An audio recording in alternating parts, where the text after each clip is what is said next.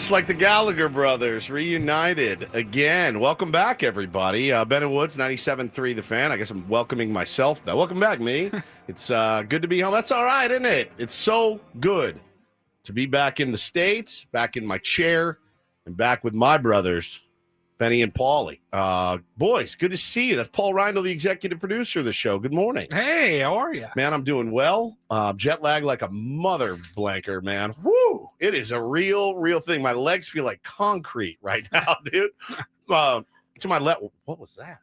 Was that you? Did you hear that? Yeah, I did. I heard it was you. No, maybe it was me. Ben Higgins, your friendly neighborhood sports anchor, joins us as well. Good morning, Ben. I was wondering if you'd come back with a slight accent. I think maybe just a tiny bit. I'm hearing it. I've been fighting it. It's so infectious. The Mancunian accent is very infectious and very incredible. But man, it's so good to be home. Good to see you guys. How did everything go without me? I went pretty smoothly. Good. We missed you, certainly, but We always say we got through it. Get through it. Yeah. Got through it. Well, I mean, we say that when we're together a lot of the times. It's like we got through that one. It happens, man. But it was unbelievable. The trip I had was absolutely unbelievable. And I'll start this morning. I've got some gifts. Now, here's the bad news. They lost my luggage. British Airways. Of course they did. Lost my luggage coming home. I thought they didn't lose first-class luggage. Isn't there a special place in the plane that they put it and bring it right out to you, like on a separate card or system? There's a separate baggage claim for first class? No? They should do your laundry at the bottom of the plane while you're flying. One would think for what I paid for that ticket. I wasn't there. I told my wife when I got home, look, this is a quote. I don't want to sound like a huge C word, but I feel like if you fly first class, they should have your baggage waiting for you. Yes, I feel like that should be the rules. I am not going to disagree with you. Paulie, if you saw my credit card bill, you'd go, I want my luggage, and I want it now. So, and it should be waiting when I thank you so much for joining us, Mr. Woods. Here's your luggage. Enjoy customs. And I'm on my way. If you got a 3:00 flight and you're flying first class, you're there at 1:00. You make your way to the terminal. Yeah. You're waiting for them to start calling names or, letting you board the plane. What's the first thing they say? First class passengers. First guy on the plane. After people with special needs, if they have wheelchairs, after that, it's first class. Yep. You get to go on first. Why wouldn't you get off first and get your bag first? Yeah, you would think there was a way to make it happen. Was there like a short layover between Manchester flying to London and then switching obviously to the big plane to fly to San Diego, and they didn't get it from one plane to the other in time? I got no earthly idea, but there was. I got to the airport yesterday, 6 a.m. for an 8:55 flight, and checked in, gave him my bag, said, checking through to San Diego. Yeah, of course. Yeah, no problem. I was the last guy, me and one other guy at the terminal yesterday after the 12-hour, 10-hour flight, whatever, waiting for the bag. Guy comes up, so sorry. I said, okay, so here's my number. Here's my tag. I crumbled up my boarding pass with my number on it and shoved it in my pocket, thank God. So I gave it to him, but it has Paulie's presents in it. But I have your presents here. Thanks. So I'll just give you yours now to get this started. I got this for you on the streets of Manchester.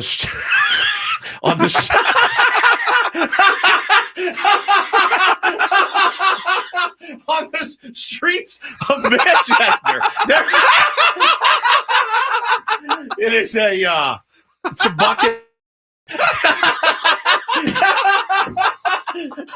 Oh, my head. I think I just had a stroke. Just a mini stroke. It's a bucket hat. You can't even tell people on the radio what I'm wearing. I can describe it. It's a black bucket hat that has the C word all over it. It's not even a high quality item. No, it only cost me 10 pounds. You overpaid. Best 10 pounds. Oh, look at the top of it. The very top has one big, bold C word on top of it. So there you go. Wear that in good health as you walk your dogs. This can't be worn anywhere in this country. This can't be worn in this country. That went better. That went better than I thought it was going to. Now I have more gifts for you, but they're going to come at 8. Man, that's really funny. At 8 o'clock, you get more gifts. Because I want to talk about English food at 8 o'clock. We'll do a whole segment about the food over in the UK. because I have many thoughts. But as a whole, the best way I can describe the United Kingdom is that the whole country is room temperature. Everywhere you go, everything and everywhere you go is room temperature. You walk outside, it's room temperature. You walk in your hotel, it's room temperature. The ice is room temperature. It's room temperature. The whole country is room temperature. There's always a thin layer of sweat on you everywhere you go. I cranked my AC in my hotel, my very expensive hotel, cranked it down as far as it would go. Laying there, next time I go, I'm taking a fan, I'm packing a big fan with me. The other thing they do, have you been to Europe, Benny? I have. Paul, you've never been. I have not. They give you 2 key cards when you check in your hotel. I don't remember this. It's been 20 plus years since I've been. So they give you 2, and one of them is for you on your person. The other one is for you to put in there's a little slot that you put in that will turn the lights on. You can't turn the lights on. I've seen that at a hotel before. Okay. Yeah. So they really are good about trying to conserve energy. It's smart, actually, the way that they do it. But I walked out of my hotel one night for dinner. It was about 5:45. I was meeting my buddy Craig for dinner. And I walked out into a hallway at 5:45 p.m. that was pitch black. And I mean pitch black. I was like, I looked at my watch. I went, because I had taken a nap. I went, did I sleep till 5:45 a.m.? Because it's black. And then when I walked in the hallway, some lights came on. So they're really good about conserving and, everything else. They don't really like to give a lot of ice and stuff. It's hard to get ice in your drinks. You have to really ask for it. And when you do, they look at you like, oh, you're one of those. You're an American. Yeah, you're one of those that's on your bucket hat. So I'll say the trip was, Ben said we were worried that I had built it up so much that I was going to be disappointed. I'm not disappointed.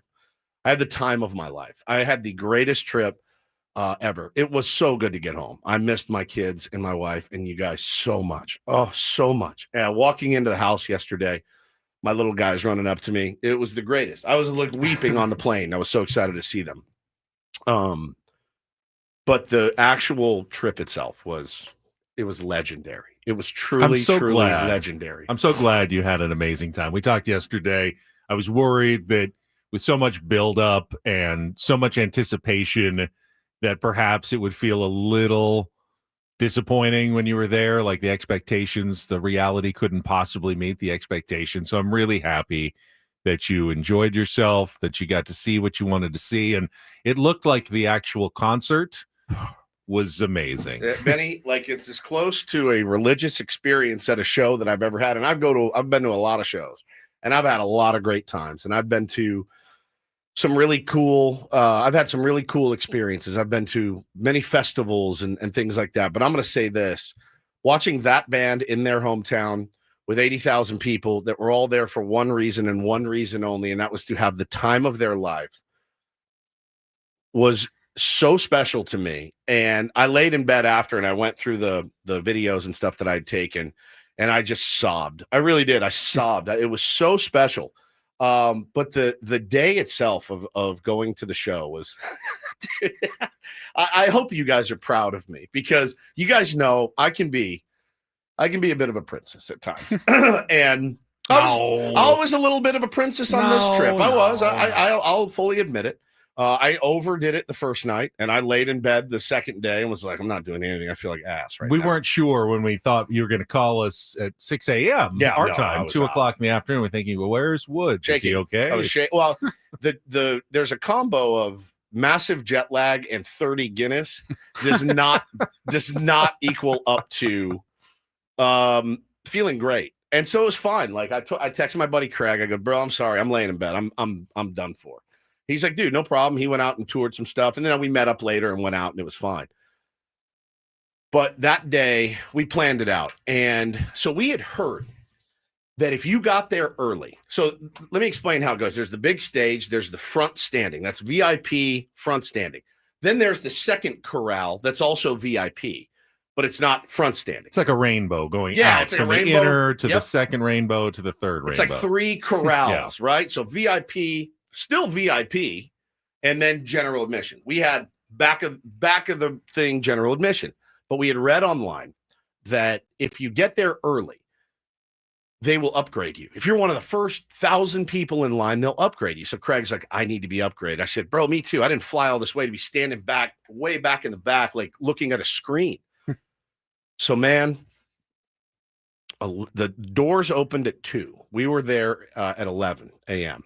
And we were standing along this cobblestone street in near Heaton Park. And it's an old ass town. I mean, there's the Ostrich Pub across the street. It was desolate, and we're standing there, and it's raining, and we're in full gear. I got my poncho on, the whole bit, and we just stand there, and we wait, and we wait, and we wait, and then they move us to another queue, and then we wait in that queue for a while, and the rain is still coming.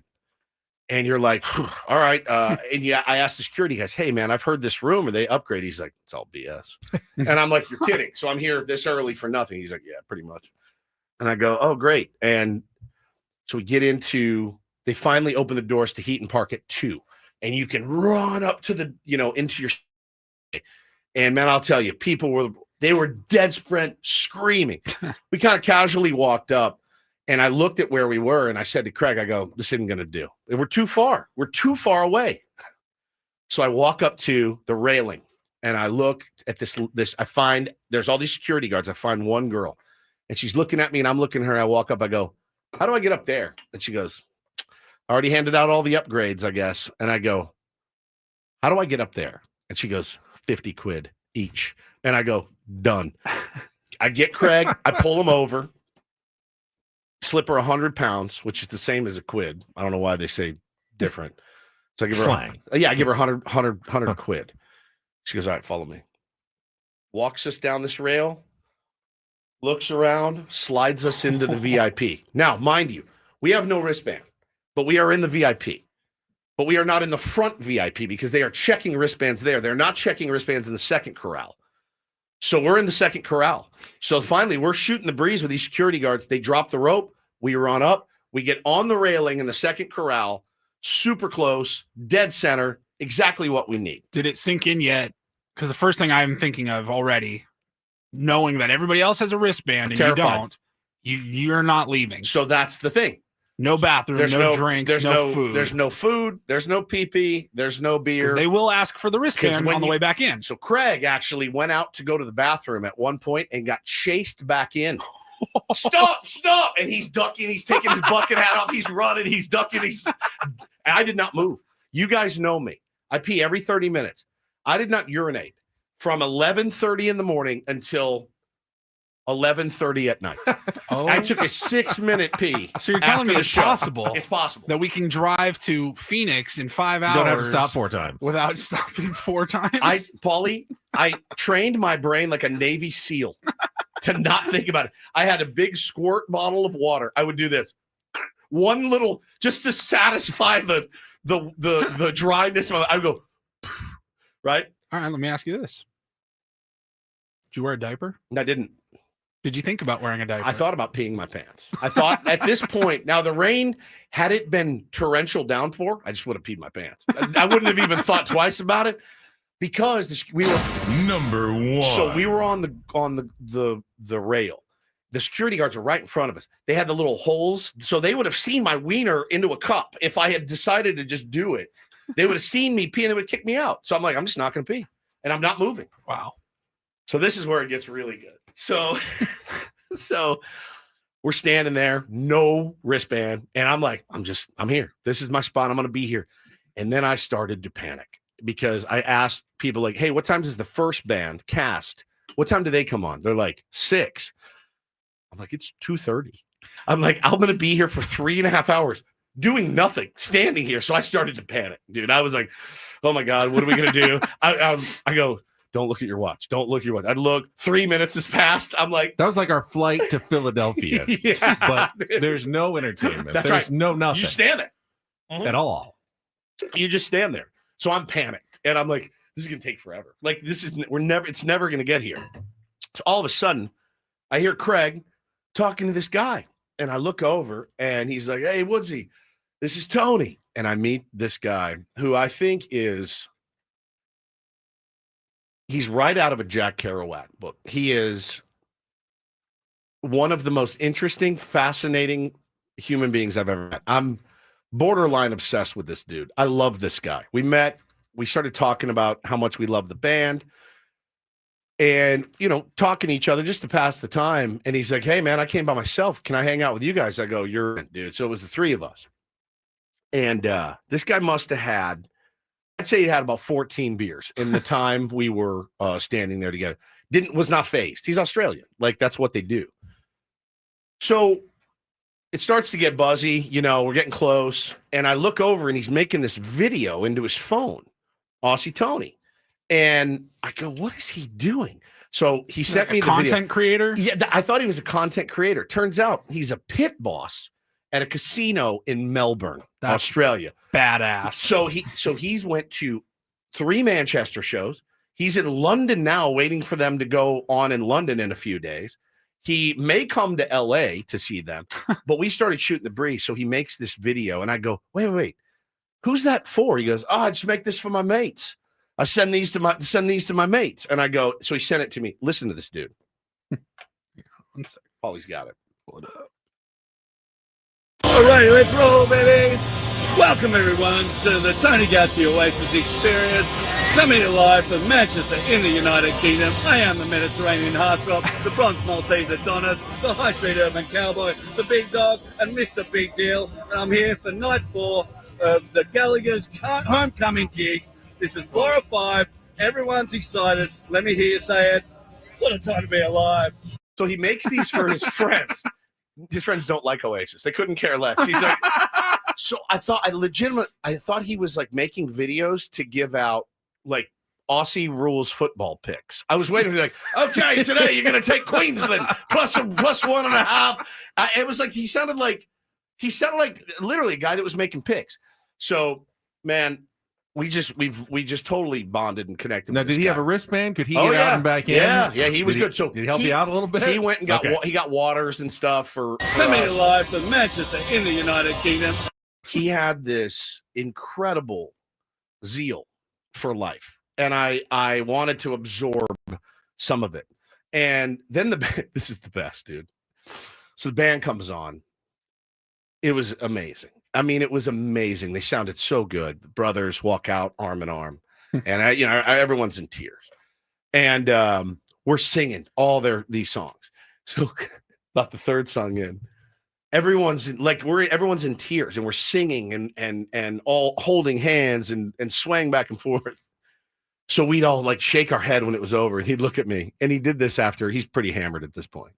He'd go, "When are they going to play one of the good ones?" Like that. He did it after every song. So they would play a huge hit. Everyone would sing it. He'd look at me and I'd go, wow. And he'd go, well, they're going to play one of the good ones. And he did it after every song. Then at the end, he goes, too many B-sides for me. And I was dying. So after the thing, he's like, hey, I've got a cab driver. He's been on my payroll all week. He's financing his trip, by the way, going to English casinos and winning like $1,200 at poker. And then that's how he's like paying for this trip. Crazy. He was amazing. And then he's like, hey, my mate's here. We're going to go out. And I go, I can't go out, dude. It's been a 12-hour day. I'm going back to the room. You know what would happen if you went out with this guy. I'd still be awake. I bet. Honestly, I'd still be in Manchester. I would have missed my flight. The guy's a lunatic. He was so rad. Got us home in a cab. Next morning, he's like, what are you doing, mate? I'm going to come by for some coffee. So he comes by and we shoot the breeze. We have breakfast together and have some coffee and say goodbye. And again, he may come out for the LA show. And I said, bro, Tony, if you come out for the LA show, come to San Diego first. We'll go to a Pods game. Come in studio. Yeah. He was the best, dude. He was the best. But honestly, man, it was such a incredible trip. And then, obviously it being my birthday, the very end, Champagne Supernova is the last song. And they rip off a 2-minute fireworks show at the end. That just the whole place. I'll tell you, seeing all those people together, happy.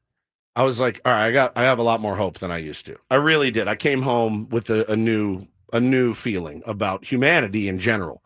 And the coolest thing happened. It was the last 3 songs, which were Don't Look Back in Anger, Wonderwall, and Champagne Supernova. And this little kid, he's about 13, kind of worked his way up front. His dad taps me on the shoulder. He goes, mate, do you mind if he gets on the rail? And I said, not at all. I said, get him up on the rail. So he's watching Wonderwall with us and we're swaying. And then I look back and the dad goes, thank you so much. I go, dude, get up here. Because dad was about 3 feet tall. I go, get up. And we're all huge in front of him. I go, get up here. Arm in arm, rocking back and forth together, singing. Ugh, it's choking me up. It was the sweetest, best thing. They were hugging each other. He goes, you have no idea how much this means to me. Thank you so much. I go, dude, I've had 2 hours here. Like, this is for you guys. It was beautiful. The whole thing was beautiful. It was the longest day of my life. I mean, 12 hours out there, like on your feet. It was pretty nuts, but I did it, dude. I did it and we crushed it and it was so much fun. I loved what you said. You called me yesterday and we're kind of saying the same thing. You told me the story about the kid and his dad, and you're just like, man, looking around the concert venue, everybody around me, you saw so many dads. Yeah. Guys in their 40s, 50s that grew up with Oasis. Played it for their kids. And now had children, played it for them, but you're like, sorry, you're never going to get to experience this music live. You'll never see these guys not live. Gonna happen. And now to see it, and when they walked on stage in their hometown, 80,000 people just, it was so badass, man. So they sounded great. I had no disappointment, not even one tiny little disappointment about the trip at all. It was long. I mean, it was certainly long, but it was so worth it. So you're saying that if I had gone with you, I would have waited 11 hours and 45 minutes before hearing the 2 songs that I actually know. Correct. Yeah. Okay. You would have seen the last 3 songs. You would have been like, all right, I know these. But dude, it was, I mean, I did. I cried 15 times at that show, man. I just would wipe my eyes and be like, I can't believe I'm here. It was so cool, so special. But yeah, hey, when are they going to play one of the good ones? He was hammered. And it was like, you've told this joke 25 times, dude. He was a legend. I will love this guy forever, and I hope we stay in touch because he's incredible. I mean, when you meet him, you're like, dude, he just has it. You know, he's got that thing, and it was so much fun. It was so much fun. Well, I want to meet Tony. I am glad you had such a spectacular time. I'm sure there's probably some more details. We'll hear about the food coming up a little bit later. Was something. Let's take our first time out this morning, get a check of traffic, and then we can come back, set the menu, and get into some Padres baseball because while you've been gone, this team's been playing pretty nicely. Put it this way. I had a lot of tweets telling me to stay in the UK because they were winning, and I came home and they won yesterday. Won, so you feel good about that. So I feel really good. The curse is over. The perceived curse is not a thing. All right, we'll get into our wrap-up. Last night's 2-1 win over the Miami Marlins and more. We got Woods back. Thank you for my thoughtful and lovely gift. It looks so good on you. It does. You should wear that everywhere. It's like golfing. I should wear it on TV tonight. We should. Yeah, they're gonna love that. Yeah, it looks really Channel good 10. on you. I'm sure they will. Kelly's Traffic. Then we'll come back with Ben and Woods and Paul on a Tuesday morning on San Diego's #1 sports station, 97.3 The Fan. Well, I was just telling you guys about the water in the UK, and it's certainly no eco water, mostly because it's hot and it doesn't taste very good. Eco water. Getting back yesterday, my wife had my eco water jug cleaned out for me, filled up, and in the fridge, just like I like it. I was so happy to get back. They've been keeping water soft since 1925. Check them out. Give them a call. They'll do a free in-home water test. They'll test the water that you're currently, using to bathe in and, giving your pets and wash your food and your fruit in. It's not good. Okay. The in-home water test will actually blow your mind. So try the Soft Life and alkaline water now, just $9.95 a month by calling 760-350-3338 or go to ecowatersocal.com. Let them know Woodsy sent you over there because not everything in life should be hard, especially your water. They've been keeping it soft since 1925. Again, call 760-350-3338 or go to ecowatersocal.com. EcoWater, your water should be perfect.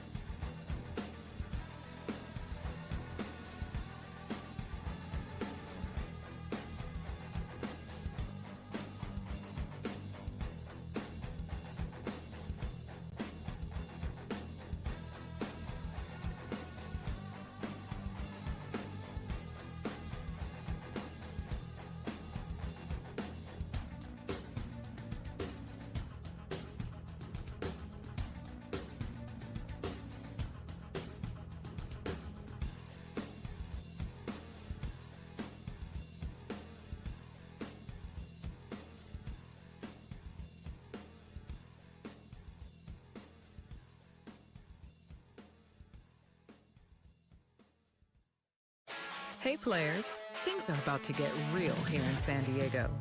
Introducing the all-new Jamul Casino Resort. With a 200-room hotel tower, exciting new eats and drinks, plenty of new places to play, and a luxe spa and salon. Hello, rooftop pool and deck. It's where players can play their hearts out and enjoy all the perks that come with it. It gets real this summer at the all-new Jamul Casino Resort, the players' place.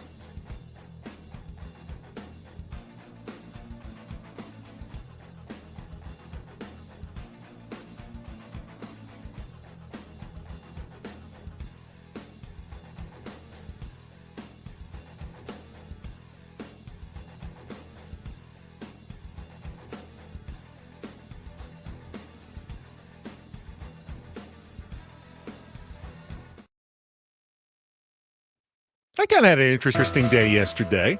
Welcome back. We got Woods back. Just heard all kinds of stories from his trip to Manchester, England to see Oasis. Get to the Padres wrap-up just a second here. But, yeah, I did a story for Channel 10 on the NASCAR race that's coming to San Diego. I think it's going to be announced tomorrow is what I've heard. Talked to some sources, and they're going to race it on the North Island Naval Air Station base out there on the end of Coronado.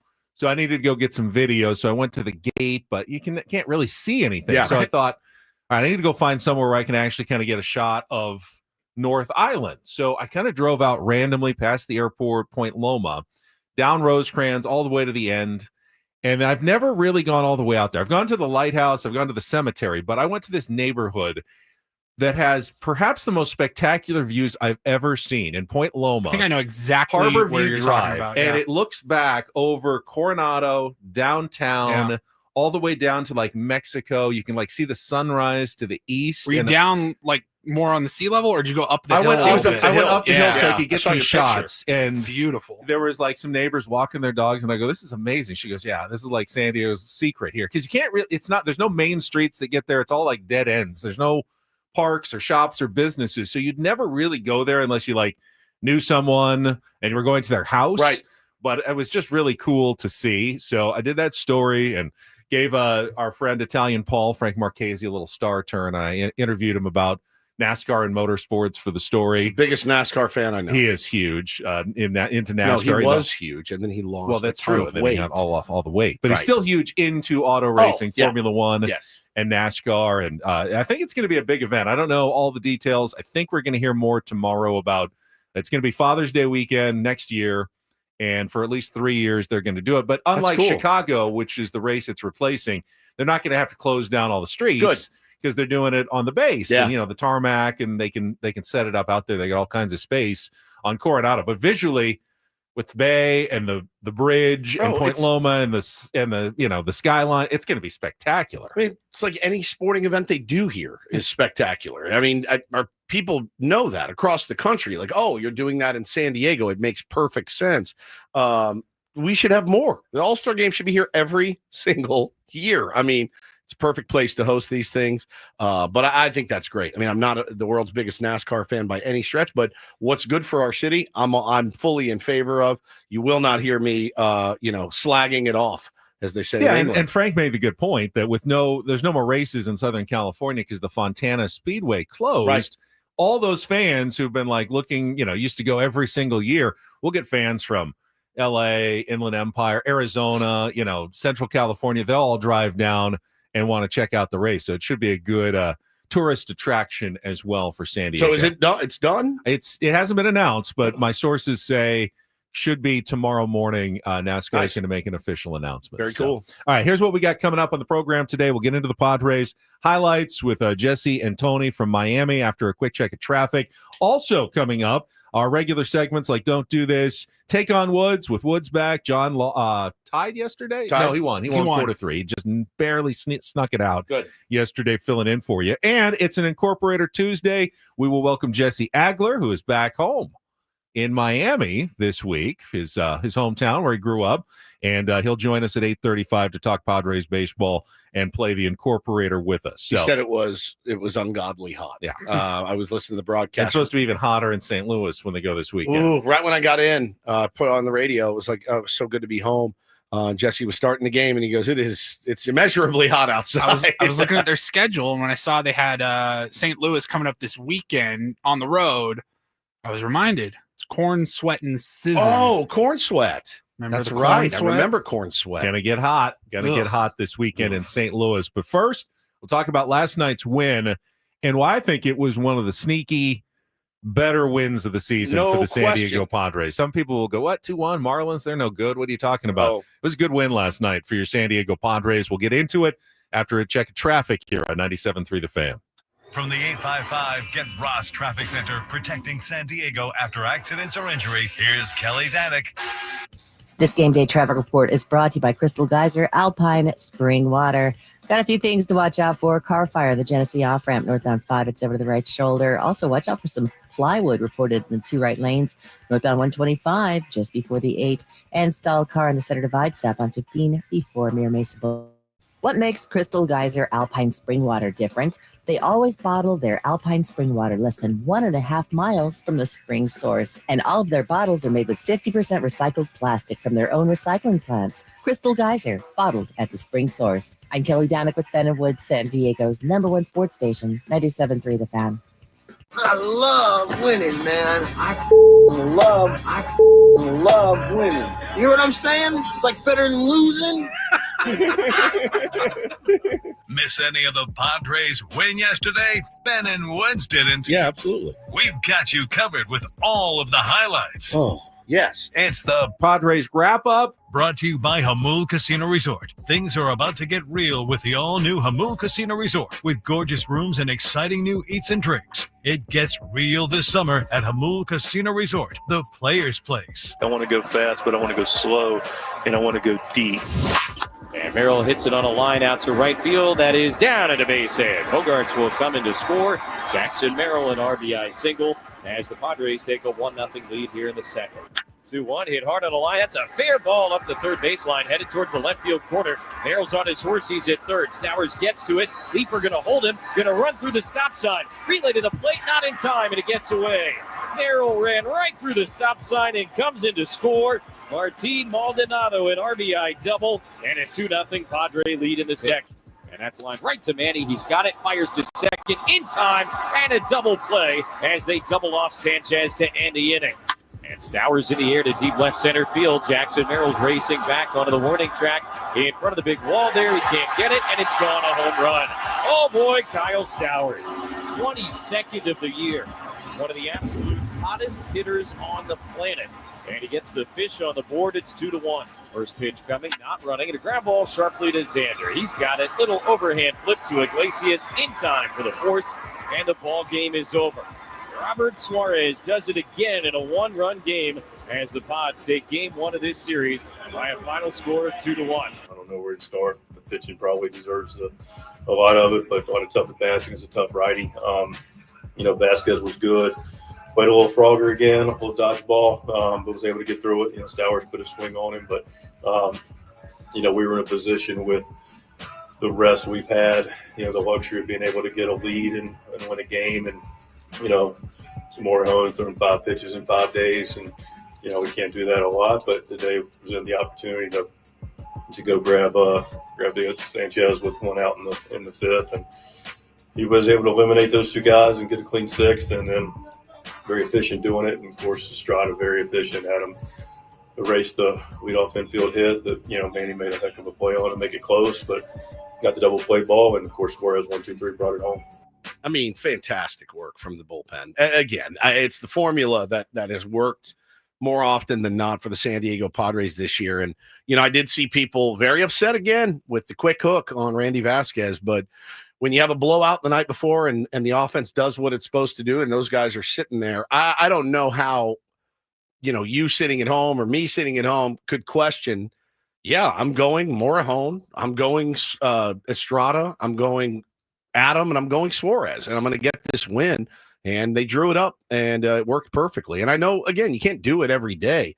But again, the night before, Nicky P, pitching as well as he did, and the offense coming through, why not? Why not? That's how you got that win last night. Incredibly efficient work by the bullpen Brilliant. As well. Yeah. Adrian Morejon got 5 outs in 19 pitches, Crazy. including 2 strikeouts. Jeremiah Estrada got 3 outs in 12 pitches.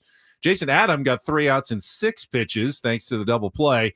And Robert Suarez got 3 outs in 10 pitches. So other than probably Morejon, 3 of those guys are still available today as well. And they hadn't worked really at all other than the All-Star game, and that one couple of guys worked in the one game in the first series after the break. So I think, Mike Schultz wanted to get those guys some work, get them back out there. And Randy did his job in the game yesterday. And I even mentioned on the show, watch out for the Miami Marlins. Yeah, and I actually didn't even realize how hot they were when they put the graphic up on the teams with the best records in baseball over like the last month. Marlins have like the 3rd best record in baseball. And I knew I had talked a little bit with Paulie about how good Eury Perez has been. He had given up 1 run in the entire month of July in 3 starts. So you may say, Padres offense not getting the job done again. 2 runs off of that guy, not bad. That was the formula for winning the game. We talked about it on the show. Keep it close, within a run somewhere, give it to your bullpen. Now, I was impressed by the Marlins bullpen guys. Those guys that came in at the end, Simpson and Phillips, and both pitched 2 shutout innings. They were pretty nasty. I was surprised by that. I thought maybe the Padres could add on late, but that was the only thing that really disappointed me. Otherwise, really good game. I mean, you kind of dodged some landmines with some infield singles. Umpire Adrian Johnson was terrible. He's terrible, I mean, both ways, but I thought, I'll see the umpire scorecard later this morning. My guess is most of the blown calls favored the Marlins in that game yesterday on pitches that were not called on the edge, that were called off the edge. It's just constant all game long. I was surprised to hear Manny Machado's comments about how he's not in favor of the ABS challenge. System, yeah. He said, I'm old school. I like the human element. And I'm like, oh, you would have had a not strikeout if the ABS existed, because that ball was well down. He didn't argue. He did not argue. He just kind of took his medicine and walked back to the dugout. But I thought, when a Randy Vasquez start is getting national attention from our friends Cespedes Family Barbecue, I go, well, that's interesting. They tweeted, Randy Vasquez running through a rainstorm, dry as a bone, no case, no problems. What a hero. The paragraph that they quoted was from AJ Casabell. But yeah, 4 1/3 innings, 1-run ball, lowering his ERA to 3.73. Did not record a strikeout. He definitely worked around some traffic, turned the ball over to the lights out back end of the bullpen, the four horsemen, as it were. Of course, the key moment that everyone wanted to talk about after the game was Jackson Merrill running through Tim Leeper's stop sign there in the second inning on Martin Maldonado's double down the line and scoring from first base with what turned out to be the decisive run in the game. And I agree with a lot of the fans out there.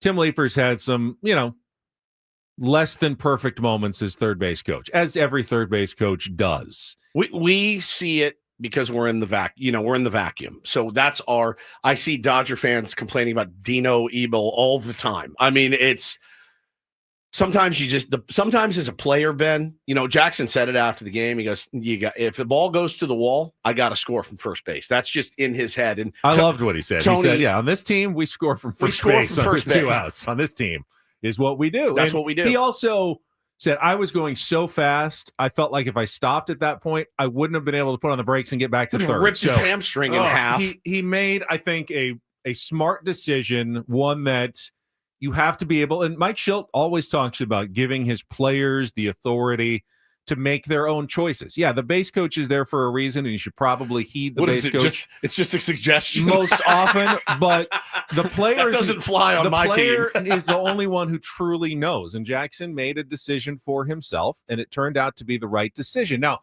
for everyone who's saying, Tim Leeper is an idiot, why do you put up the stop sign?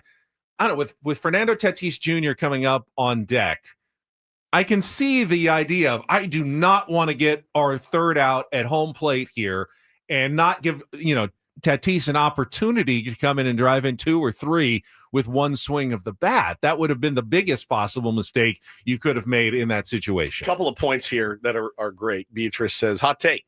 Tim Leeper's better than Matt Williams. That is not even a hot take. You are 1 billion% right. Matt Williams was not great as a third base coach. Tim Leeper has his moments, certainly, but it's a tough job, as we've heard many, many times from our buddy Tim Flannery. He goes, Woodsy, it is the most thankless job in Major League Baseball. It is really, really tough. And all these decisions have to be made lightning fast. Now, here's the thing. He has sent Martin Maldonado like 4 times when he should have held him, and he holds up Jackson Merrill when he should have sent him. And listen, I all these points are very, very valid as it pertains to Tim Leeper. But again, I do sympathize because it is a crap job. That's why I make Paulie do it on the tier ones. I'm never at third base, right, Paulie? Ever. Never. I'm always at first. Unless we're on the third base side. I might. You will not see me running over there to wave guys in. It is really a thankless job. But Jackson took it upon himself, and thank God he did. Scored that run. Went ahead, it turned out to be the winning run. Good to see him back in the lineup after he missed Sunday's game due to illness. Boy, he didn't look good after that game. Glad to be. He was definitely, how you feel like day after you're kind of still getting over it. I feel like that right now.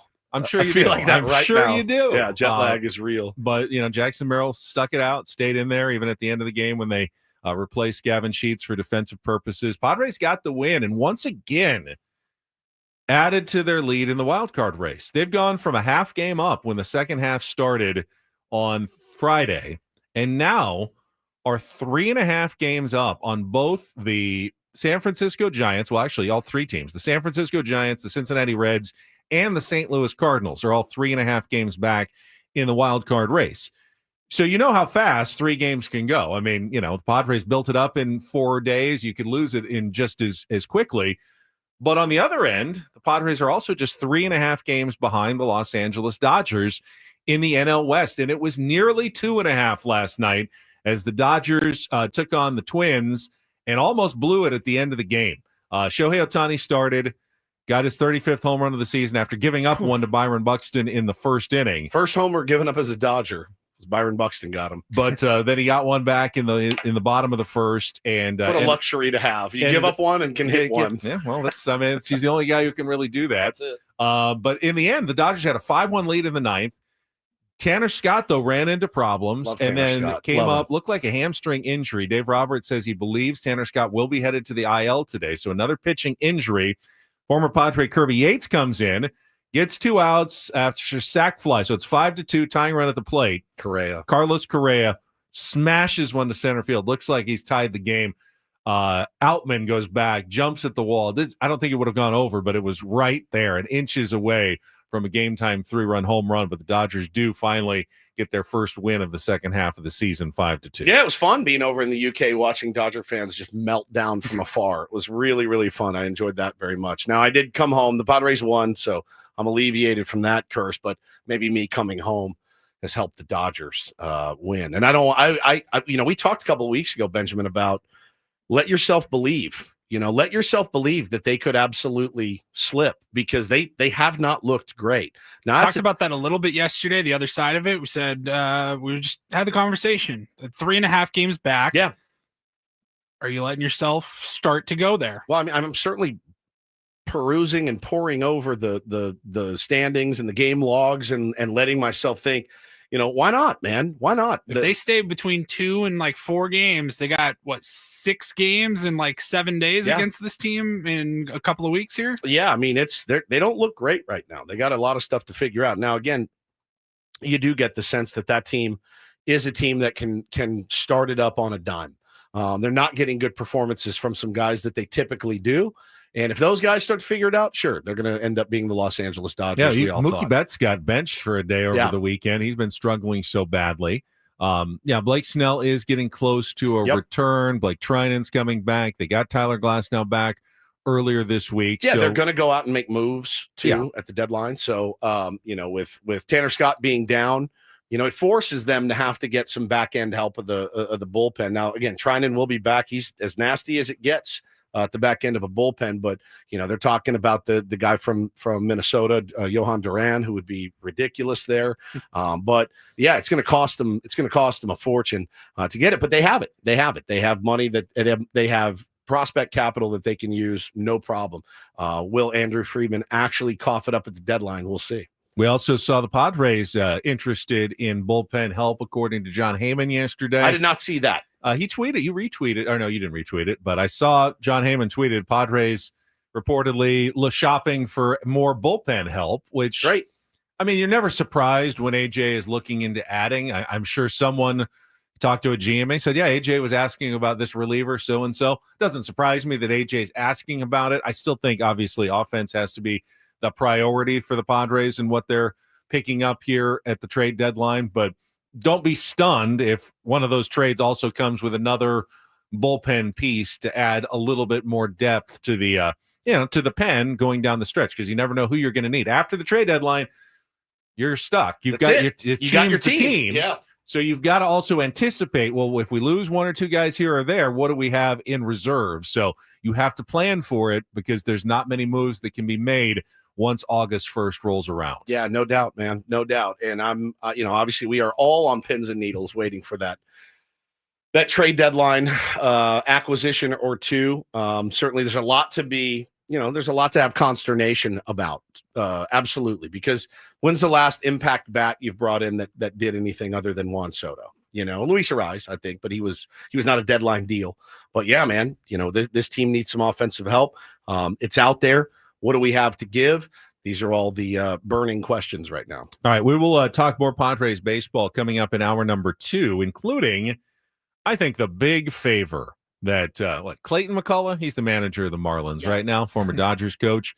The giant favor he did for the San Diego Padres in yesterday's game that helped the Padres actually win the game. I don't know what he's thinking, but hey, we'll take it. Plus, we're going to give away, as I promised yesterday, some early Padres Mets tickets for the next homestand, the Sandless Beach Style game next Tuesday, 1 week from today. We'll do that when we come back as well. And then later, Jesse Agler, the Incorporator, and more with Ben and Woods on San Diego's #1 sports station, 97.3 The Fan.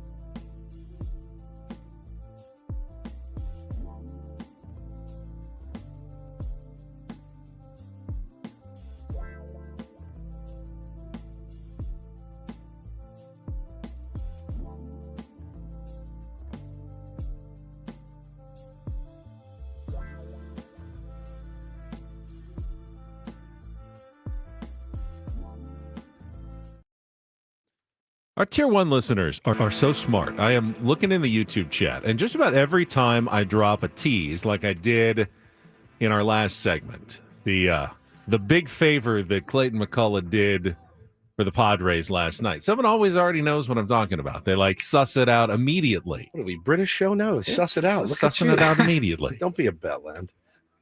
I was shocked before the game when I saw the Marlins lineup. And Kyle Stowers, who is the hottest hitter in baseball right now, over the last month or so, I think since, June 21st, leads MLB in home runs, like first in OPS, first or second in RBI. I mean, he's as hot as it gets. How do you bat a guy that insanely hot fifth? Is it because he's hitting fifth and he doesn't want to move him? Is that where he's having all his success? I mean, you can rationalize it however you want. But if you're the Marlins and you're, they're in third place in their division, by the way. They're a third place team, which is insane in the East. And, they're not playing for much, I would say, this season, other than to find out who they've got and who are their dudes going forward. And he's definitely one of them. I don't think they're going to move him. But is that where he's been hitting and that's where he's having his success? Because it's really hard as a manager to yank a guy out of that spot where he's getting good pitches to hit and he's doing damage with them. But I understand your point. Well, I think what I was looking at was, I know Mike Schilt looks at that and goes, I don't want Randy Vasquez to face him a third time. That's exactly right. And if you have him near the top of the order, gonna. How early am I going to have to pull him out to keep him from doing that? Great because point. He was batting fifth, that allowed Randy to get into the fifth and set up then Adrian Morejon for a perfect lane of five batters to get through, with one of the nastiest relievers and neutralize what is one of the biggest weapons for the Miami Marlins in that game. I mean, you could not have set it up any better for Mike Schilt by waiting to bat their biggest weapon fifth in the order. And fine, I'll take any mistake or perceived mistake that the opponent will make and use it to your advantage. And I thought the Padres and Mike Schilt, Adrian Morejon, they used it to their advantage last night, because I didn't want to see Kyle Stowers face Randy Vasquez again. No. By the way, Adrian Morejon has a case for the best left-handed reliever in the game of baseball right now. His ranks, Ben, it's pretty insane. His ranks amongst left-handed relief pitchers, his F4 is 1.7. That's second. His ERA is 1.76. That's second. His FIP, independent pitching, is 2. That's second among left-handed relief pitchers. And he is absolutely insane. His sinker last night was incredible. 33% whiff rate, 50% chase rate from a left-handed reliever coming in, locking down, getting his 5 outs, getting the win. That's one of those, Paulie, we talked a couple weeks ago about, it's not cool when a guy comes in and throws, a pitch and gets a win. That's one that you feel like Adrian Morejon was the winner of that game. Yep. He's brilliant. Yeah. He's been brilliant. So finding a slot for him after all these years of looking for a slot for Adrian Morejon has been incredible. However, it still does look, as we mentioned earlier, that the Padres are looking for bullpen help. Kevin Acee in his newsletter this morning reiterated that it's really not sustainable to have both, Jason Adam and Adrian Morejon and Jeremiah Estrada all trending toward 80-plus appearances in a season. I mean, that's a lot for the back pen. And what one stat that blew my mind, Sunday's win, Woods, when they won without any of those guys, was just the fourth time all season that the Padres have won without pitching at least one of the horsemen in a game. That's crazy. I mean, they had the Kolek shutout, the Pavetta shutout. You had a couple of shutouts, and you had Sunday, and I'm not sure what the fourth one was, but essentially you don't win without those guys. At least one, usually two, sometimes three, and more often than not lately, all four of them coming in to have to, secure a one-run lead and walk a tightrope all the way to the ninth inning, which they successfully did again last night. And I think the biggest fear for all of us is that you look at it and you go, man, there's a lot of use. It's a lot of wear and tear on these arms. If we get to the postseason, are they going to be washed? Those guys, all of them, to a man, are dogs. Every one of them want the ball. They want the big situation. Listen, Mother Nature takes over at some point and you don't have it anymore. You lose it. You're tired. You're gassed, whatever it is. But we watched the LA Dodgers win a World Series with just a bullpen last year. And I'm pretty sure those guys were used heavily in the regular season as well. it can be done. What is inside of these guys to make them want the ball to go out and get it done? I don't think they care. They just want the ball, and I'm pretty sure that Schilt would give them the ball every single game if it meant us winning games.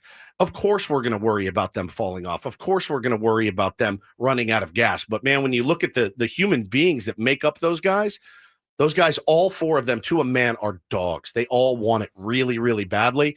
So I can understand why Mike Schilt's like, I'm rolling the dice. I'm going to keep rolling the dice until I crap out. When you crap out, yeah, that's not up to you. You know what I mean? That's not up to you. You keep rolling out your best guys until it doesn't work. So we are hearing reports that, AJ is shopping for relief pitching as well to bolster one of his strengths. Padres now have the best bullpen area in all of baseball. They passed the San Francisco Giants yesterday, but it also means he might not be able to address another area. And it's starting to look like that area could be catching. That we may just be rolling with Elias Diaz and Martin Maldonado, which seemed unfathomable like 2 weeks ago. I was going to say even a little bit longer, because I think it was about 2 weeks ago that we started talking about the fact that Mike Schilt loves both of these guys. He loves them. And, I think given the opportunity to upgrade a catcher, I don't know if he would. I said it, people. I don't get that sense. In fact, I've heard that's not the case. He loves these cats, and he wants to roll with them. Now, does that loyalty come back and bite him in the rear end? Maybe. It depends on what else they do. Correct. If they can add a couple of solid bats to that lineup, yes, then you don't care. Then you ride with the 9. You can't really add 2, though. I mean, you can add 1. You can add 1 and a bench piece that is able to fill in. Right. And, but if you as much as they're moving guys around, we need better production off now. the bench. Now, what does that look like? Could you possibly then acquire a better player if you don't have to spend anything on catching because you're rolling with Diaz and Maldonado? Well, you say you don't have to. They're choosing to, but they have to. You devote more resources to acquire what you believe is a better hitter, a DH, a left fielder that can be an everyday player, hit against both lefties and righties, and just be a stud in your lineup, and just go, we know our 9 slot is going to go through some massive slumps, potentially in the postseason as well. That's the risk when your catching core is Elias Diaz and Martin Maldonado. Now, in their defense, last, 9 games or so, Padres have won 7 out of 9. Been contributions from both of those guys. No question. Last night being one of them. When they get offensive contributions from the bottom of the order, we win. The Padres get 7 to 9, they win. They are almost unbeatable. Now, I believe only the White Sox have had less offensive production from their 7, 8, 9 than the San Diego Padres this season. We're still, the White Sox are horrifically bad. The Padres are 10 games above 500. It shows you how much room for improvement they have, but it does sound like Mike Schilt may not be willing to budge on the improvements at catcher because, well, he's comfortable with the guys that they have. Joanna says, bring back Higgy. I couldn't agree more. I think Kyle Higashioka can be had for almost nothing. It's not going to cost you an arm and a leg. We talked about it last week. Get Higgy back. Luis Camposano. What about him? For Kyle Higashioka. Oh, straight up. Done. If I'm the Rangers, I get at least the dreaming on Camposano. Like, hey, let's get our hands on him. Yeah. Let's get Brett Boone working with him a little bit as the hitting coach. See if we can get Lundlock at the major league level, what he's already doing at AAA. Work with our catching coaches. And we get out, we're not probably going anywhere. I know the Rangers, I think they climbed back a game above or within 500 yesterday. They're not out of it. But, we don't have to pay for the rest of Higgy's contract. He's just our backup catcher.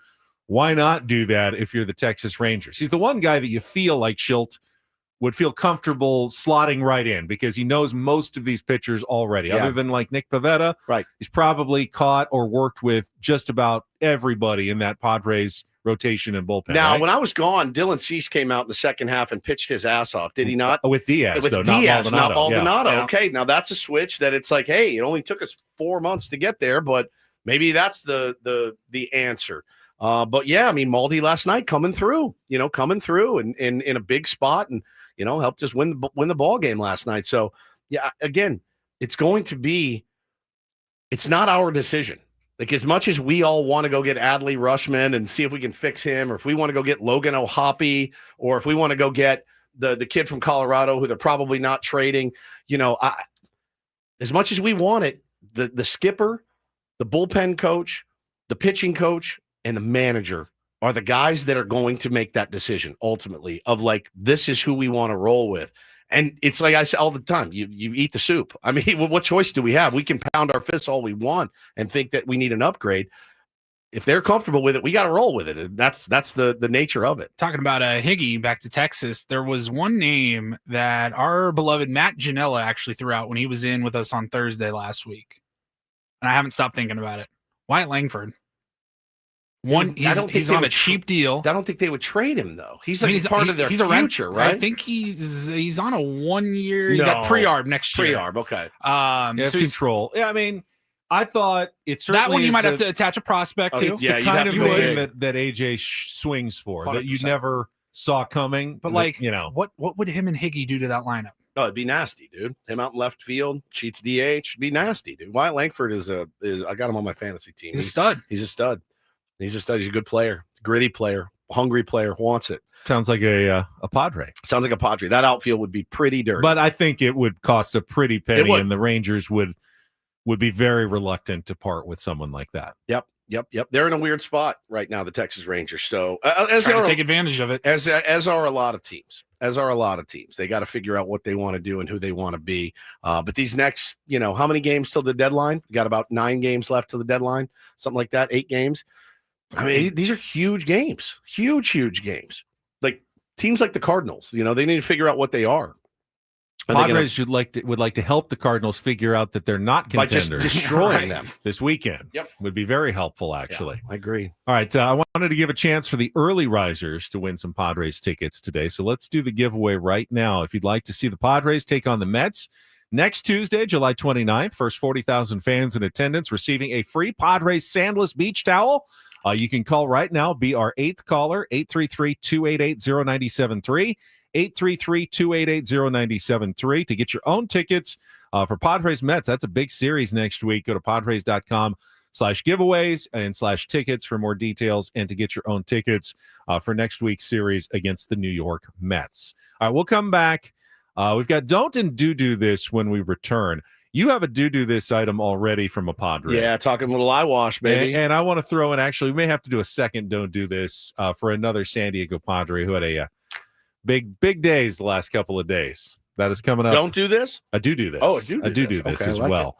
Coming up next after traffic with Ben and Woods on San Diego's #1 sports station, 97.3 The Fan.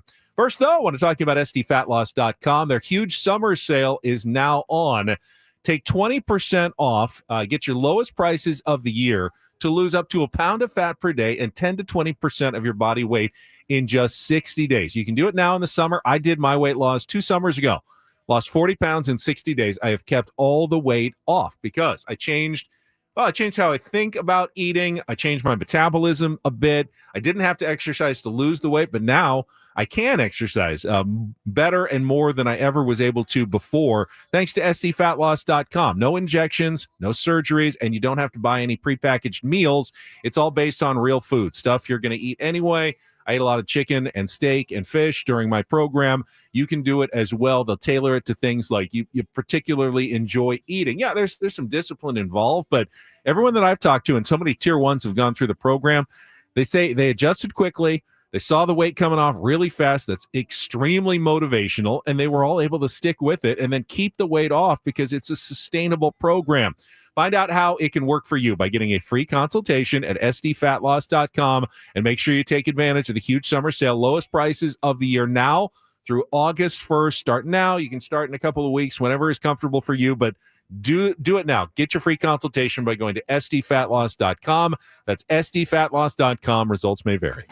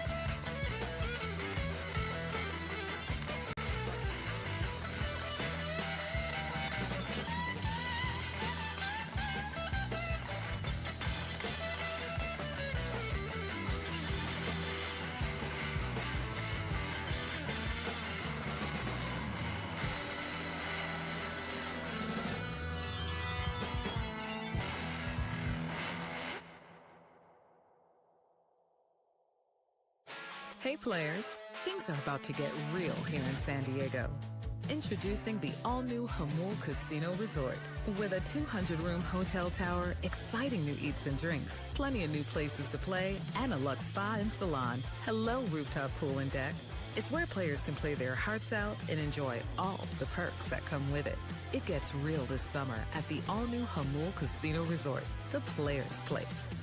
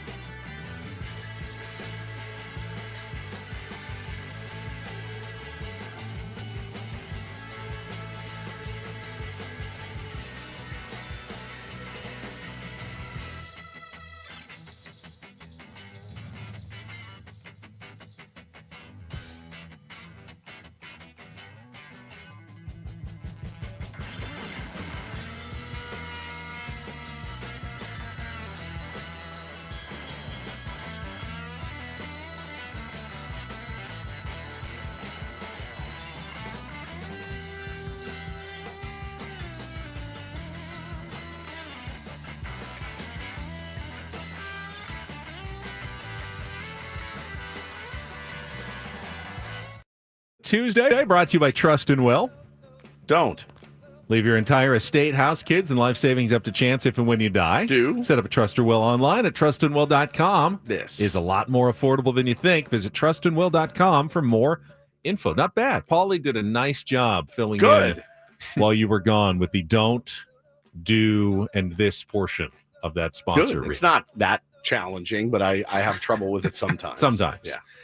I guess the don't do this in this story goes to who does it go Carlos to? Narvaez. Oh, it's so bad. Carlos Narvaez is the catcher for the Boston Red Sox in the 10th inning last night in Philadelphia. For one of the most bizarre endings to a baseball game, probably in Major League history last night. It's a weird one. If you missed it, it was a 2-2 game.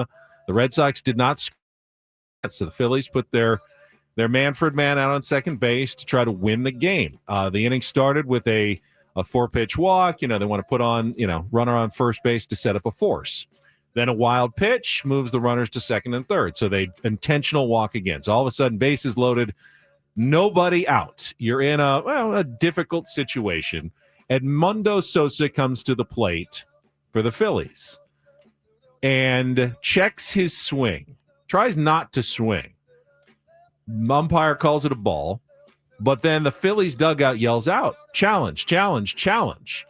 And when they show the replay, the check swing happened to tip the glove of Carlos Narvaez, and they rule it a catcher's interference, and it's a walk-off, forcing the runner home from third for just the second time in Major League history, a walk-off catcher's interference. The only other time was back in 1971 when the catcher was Johnny Bench. Wow. When it happened. In the only other time in Major League history, at least in the records that they could find. Now, the only thing that's kind of controversial about this, there's really no gray area on the rule. If you swing and you hit the catcher's glove, that's catcher's interference. But he wasn't even trying to swing. He was trying to stop his swing. I think the attempt of a swing is still technically a swing. Yep. I mean, it's a tough way for the Boston Red Sox to lose a game for sure. He wore it he said, take accountability on that one. I got to be better. That cannot happen again. That is their 7th catcher's interference. That's the most in baseball this year. So, of course, the Padres led last year in catcher's interference, largely due to Matt Waldron being a part of the pitching rotation, and the catchers trying to grab the ball before they go get it, dove out and somewhere that they couldn't catch it at all. You see it, you're like, I've got a beat on it. I'm going to go get it. Do they use a bigger glove too? Yeah, they do. And it's a floppy glove. Yeah. And it's like, honestly, it's like my first baseman's mitt that hangs like the sleeve of a wizard. It is just loose. And you go out and you try to snatch it, and you're like, all right. It was Higgy. Higgy would always get banged on that. People would get so mad at him. I'm like, you have no idea what that ball's going to do. And at the last second, sometimes, Benny, you'd see they'd have to flip the glove and try to block it because it would just dive everywhere. So, hey, this was not a knuckleball. This was a fastball. No, it wasn't. Try to get.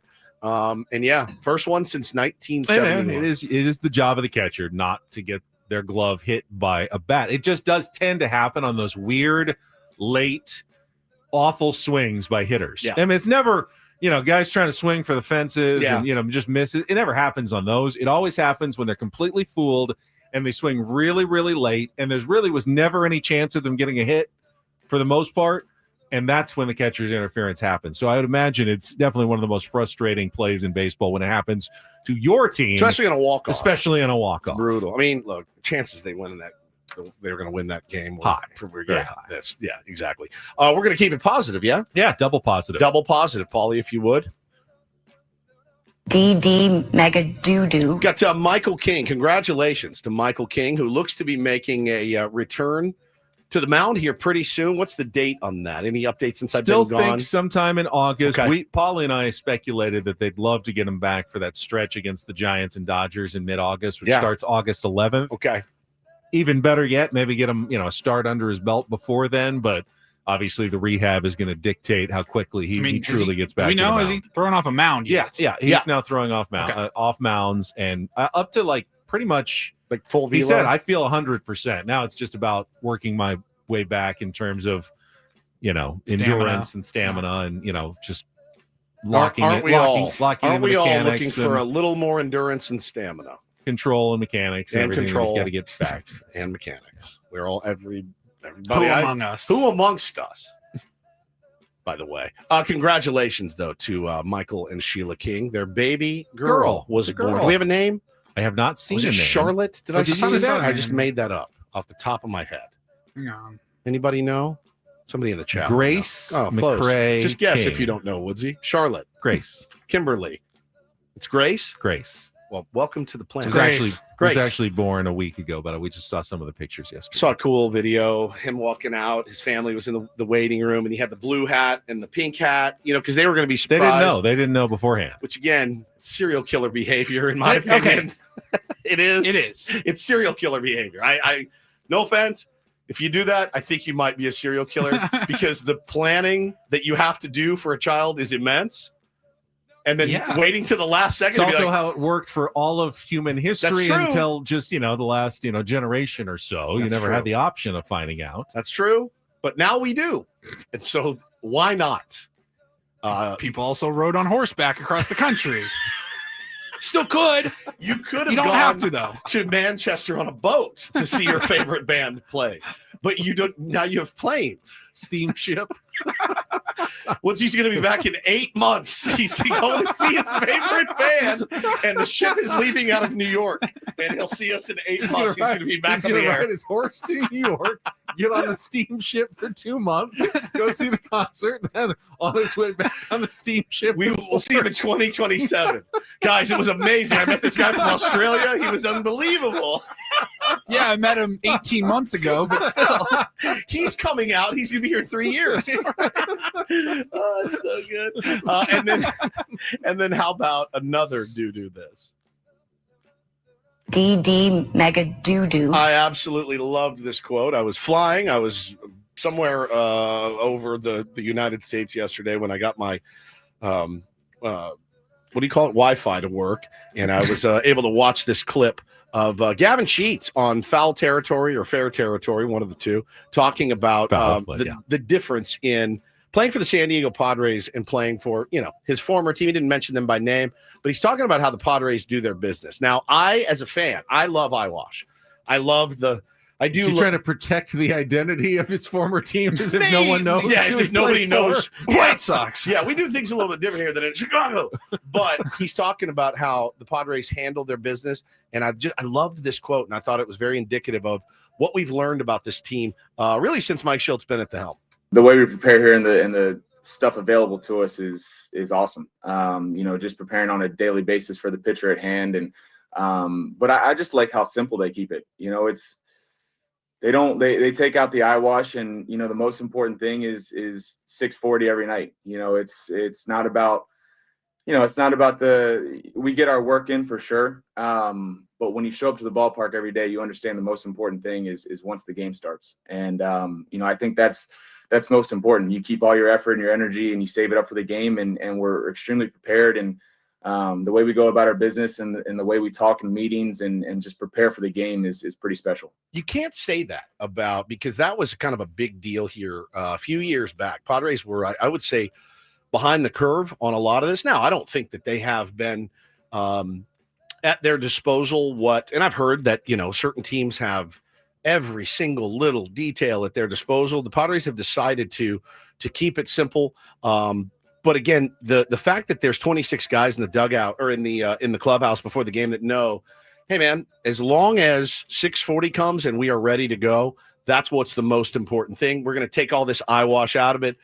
We're ready at 640. I thought that was really cool. Love that quote. I also liked what I saw. I think it was from AJ Cassavell from Gavin Sheets about adding just making the little improvements in left field just to be serviceable. Dude, so much better. Remember when he played the first couple of games, ran into the wall, nearly killed himself. He's only -2 outs above average. Bro, I mean, for a guy that doesn't play left field. Which the Padres will happily take 100%. With him out there in left field. He has done a serviceable job of being a left fielder, which means if the Padres really found a bat they loved, but it was a designated hitter, they could leave Gavin Sheets out there, yes, I think, for the rest of the season and feel like, okay, we've got a spot in the lineup now because he's getting better jumps. He says, my reads have been better, jumps have been better, feeling more comfortable out there. There's something every day that I'm trying to get better at, and it's been fun to embrace it. And you've seen him do it on the fly. I mean, and that is really, really a credit to him. And you got to be willing to put the work in, but it's a credit to the Padres coaching staff, too, of getting him ready and making him more comfortable. And yeah, man, I got no problem seeing Bryce Johnson run out there in the 9th inning in a 2-1 game. Neither does Gavin Sheets, man. Trust me. Like, he did his job. He comes in, he hits, plays left field. And now it opens up more possibilities for AJ Preller at the trade deadline. And that is don't and do this for a Tuesday. That was Don't Do This with Ben and Woods on 97.3 The Fan. When we come back, we can talk more Padres baseball, including guys in the lineup, the bench, like Jose Iglesias, Bryce Johnson, who've been contributing more lately. But it's also kind of a weird day here in San Diego. I just want to lay it out on the table here. I'm very confused, and I need some people to weigh in on this. I'm very confused. I thought I was on drugs last night. I did too. I thought I was as well. We will talk about that coming up next. And how weird it's going to be for the guy to my left. Oh, yeah. Later today. Very, very strange. I'm already feeling a little queasy about it all. Very odd. Coming up next here on 97.3 The Fan. Quickly, though, gang, let me tell you about the wonderful work that they do over at QC Kinetics. Right now, they are offering free laser treatments. Now, that's not to go get your back hair removed, just so you know. There's other places for that. This is not QC Kinetics. Call them, schedule your complimentary consultation, and get it booked. They'll give you a free laser treatment, and what that will do is help decrease the pain, calm the inflammation, and increase your range of motion. They will review your x-rays or MRIs as well. If you have joint pain in your knees, your back, your shoulder, your hips, for me, it was my wrists. These guys can help you. Absolutely. They have a goal, long-term relief for pain in all of those joints without going under the knife. They use advanced regenerative therapies like platelet-rich plasma, PRP, you've heard of it, cellular treatments that target the problem at its source. It's exactly what they did for me. And people all over the country have been able to avoid surgery. That's the most important. Get a second opinion from QC Kinetics. You got nothing to lose and a free laser treatment to gain. Book your consultation this month at QCkinetics.com or call them today, 619-614-PAIN. 619-614-PAIN. You let them know. Woodsy from 97.3 The Fan sent you. 619-614-PAIN. It's QC Kinetics.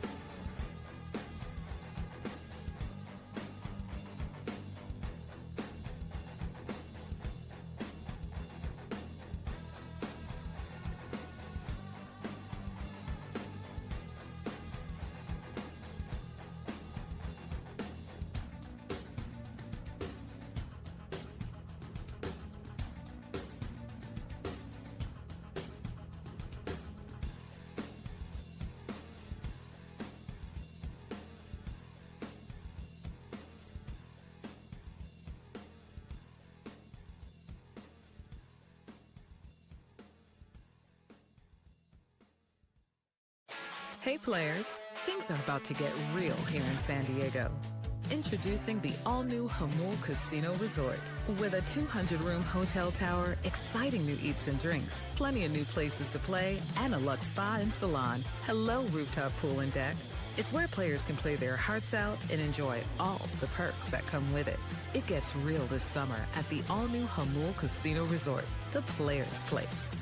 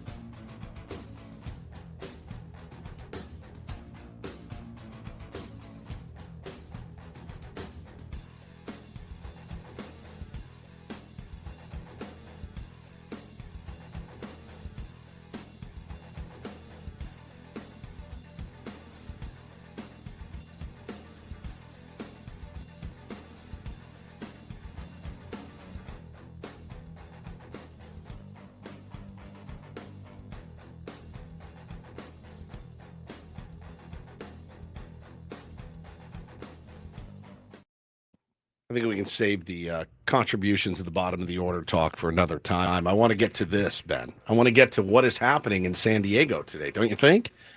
It's weird. I mean, at least I think it's weird. I think it's weird too, but I didn't grow up here, so I don't have the connection. Anytime you start talking about the Los Angeles Chargers, there's a faction of the audience that gets very mad at you for even mentioning them. Then you have the faction of the audience that's like, no, I still love them. It's me and my dad. See, like, I have no problem. Root for whoever you want to root for. Like, do it, have a ball. I really don't care. It doesn't even bother you much anymore. I have after all noticed these years. the people who still root for them they're not confused as to why the rest of us hate them, though. Not even they understand. They it. totally they're not totally like, get they're it. not like, I can't believe you hate this team for moving to LA. They're like, no, I get it, and maybe I should too, but I just couldn't. I just wanted to keep cheering for them, but they understand it for the most part. But I've actually seen over the last couple, when we first started on the air, oh my God, I remember Ben went on a Chargers rant. He had like death threats against it. I remember that. Like it was, he was like pounding the table, and people were so mad. And I think even now, like I have a lot of friends that still root for him. People I know, they're like, no, I still watch him. And I like Justin Herbert. Bro, I get it. I like Justin Herbert too. He's a great quarterback, right? But I really don't have an NFL team. But I did find it very odd when I saw this a few weeks ago that they're coming back here to actually do what, a couple of days?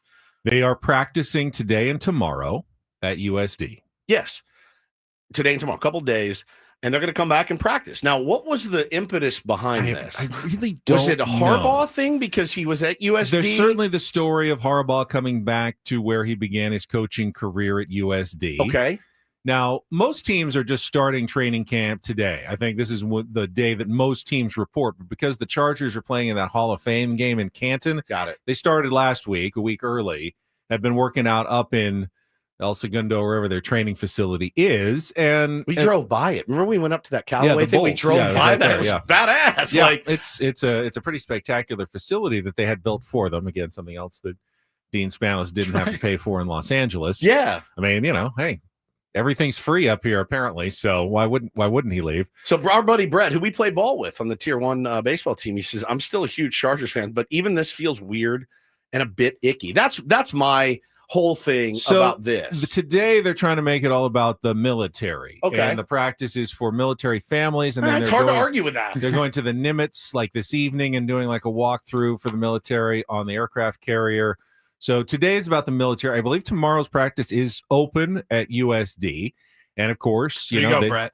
They have invited the media to cover it, both the LA media, if they want to come down, and local San Diego media, which includes sports directors at local television stations. So I'm credentialed and feel like it's, my duty to go out and report on what's going on, at least at Chargers practice. It's definitely duty. Yeah, I am going kind of with an eye on seeing, well, what's the reaction to being there? Because I don't care I don't care what the battle is for the backup wide receiver slot, or how's the offensive line looking for Justin Herbert this year. I don't care at all. I mean, just as I don't care what the Dolphins offensive line looks like, or the Titans linebacking core looks like. We're not going to get into the weeds of some sort of season preview.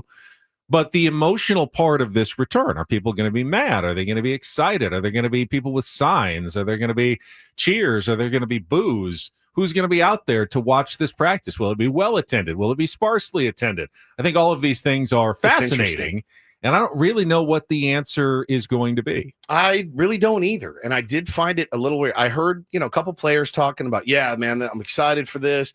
This is this is the root. These are the roots and where it came from. And it's like, I don't know, man. Like, people get divorced, they move on, they get other partners. I don't want my former partner, coming back with her new partner to film a sex tape at my house, and I'm the one that has to film it. I don't. If you guys want to do that in the privacy of your own home, great. Don't ask me to hold the camera. Hey, can we use your place? Don't you guys? You have a place. It's up in LA. It's really nice. I'm seeing it. I drove by it. Congratulations. We've all moved on. No. We're gonna film it at your house, and you're gonna film it.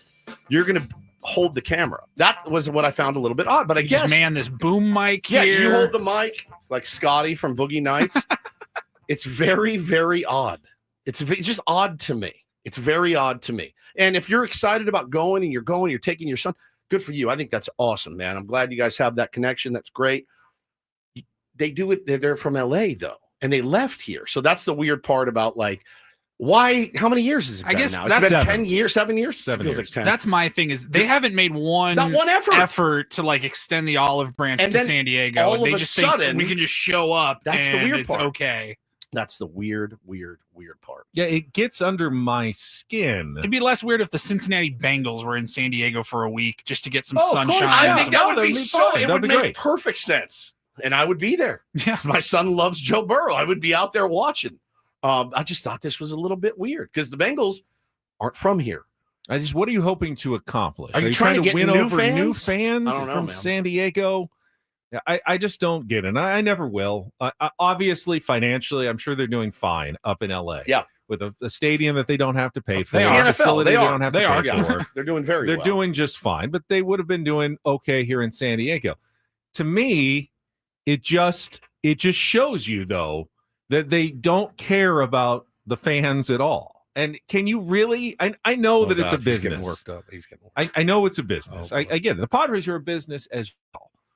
But when you do that and you make your entire decision based on, I'm going to make X more dollars here than I do there. Sure. And I don't care about 50 years of people who built their families around going to games, their whole lives, and dedicated their lives to supporting me and my family's team.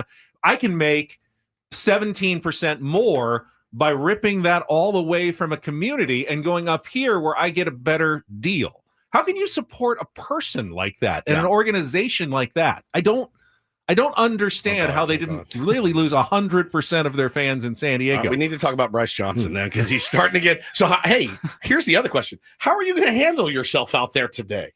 And also, will Dean Spanos be there? There's no way. He's. I would be shocked.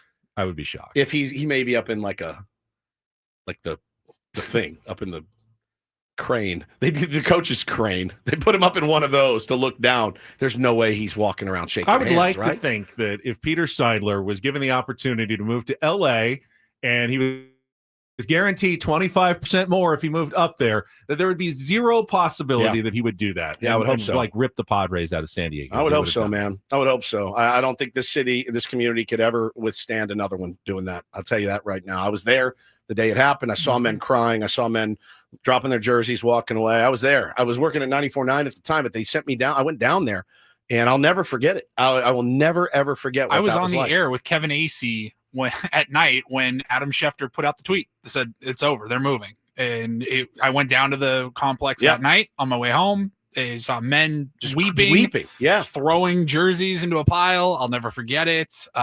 It's very weird, man. I'm so curious as to how, again, if you love them, I'm good for you. I don't care.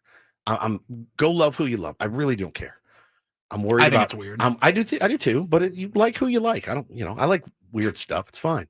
I'm worried about this guy going down there today. To go down there to cover this independently, as a journalist for your station.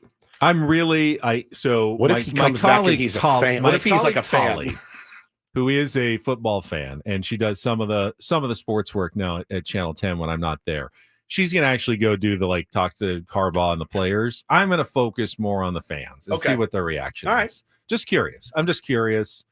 Are they going to be inside? Are there going to be anybody outside? Protesting? Does anyone even care? That's the other thing. Does anyone have just the energy to go down there and even bother saying, I don't want you back here in my backyard. Leave and go back up to LA. Is anyone going to even bother doing that? I wouldn't blame you if you don't. I'm certainly not expecting it. I'm just curious as to what it's going to look like. Yeah, be interesting, man. It'll be an interesting sociological experiment. Look at it like that, a sociological experiment.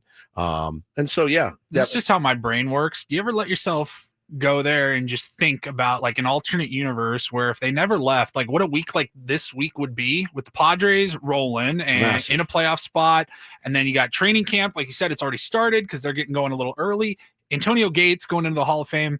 Phillip Rivers retired from the NFL yesterday. I thought that happened. Released a very 5 years sweet ago. video. Cool video. He started tearing up, started talking about his O-lineman, how much he loved them, and then he got a knock on his door there in Alabama, and my they point were is all standing at the door, and he goes, "I can't believe you guys are all here." There's an alternate universe where Gates and Phillip Rivers would be here this week. Yeah, but what Phillip Rivers and did, I couldn't care less. He said the thing that I remember the most will be always that drive down into Qualcomm Stadium. Being there in Murphy Canyon, he made it very San Diego centric when he retired. He implied, I am retiring as a San Diego Charger, not an LA Charger. He was there for a year or two, and then that was it. He played so many years here in San Diego. I loved interviewing Phillip. I got to do it so many times, and I wish him nothing but the best and congratulate him on his career and his retirement. Those O-linemen were all good dudes that I covered for many, many years, and I wish them the best. And they're in the toughest situation because they only have two choices. Either get on board with the LA Chargers or really renounce the fact that you're an NFL alum, a great player, because you can't really hook on with any other team. They're not going to go honor you. And I know he played for the Colts for a year. Right. They're not going to do big ceremonies and retire your number in Indianapolis for one, bad season, Phillip. If he wants to have, what he spent his life and his energy and all of his best years as the quarterback, he's got to do it with the Chargers. He has no other choice. Yeah. So I understand that. Sure. I don't hold it against Phillip that he hasn't, come out and said, I will never have anything to do with that organization ever again. He doesn't really have much of an option. Oh, he already retired. They're retiring his jersey. No. He has not. No, he retired from the NFL. He signed a one-day contract and officially retired. But, so then he signed it with the Los Angeles Chargers. He did.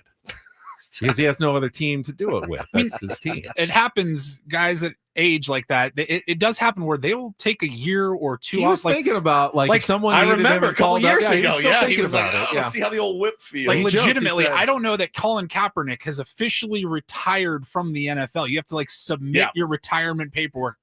Guys will just hang on, and you never know. A phone call might happen. I'm still available. I'm still here. But he hasn't played since 2020. I looked it up. I was I thought he retired 4 years ago. Well, listen, if you're going down, have a great time. Be careful. Now, Ben. Nobody says I can see Ben getting unhinged and getting escorted out kicking and screaming. That's not going to happen. Don't have a couple of drinks before you go. I'm not going to. Actually. And the media relations staff has been very polite, setting it up. Okay.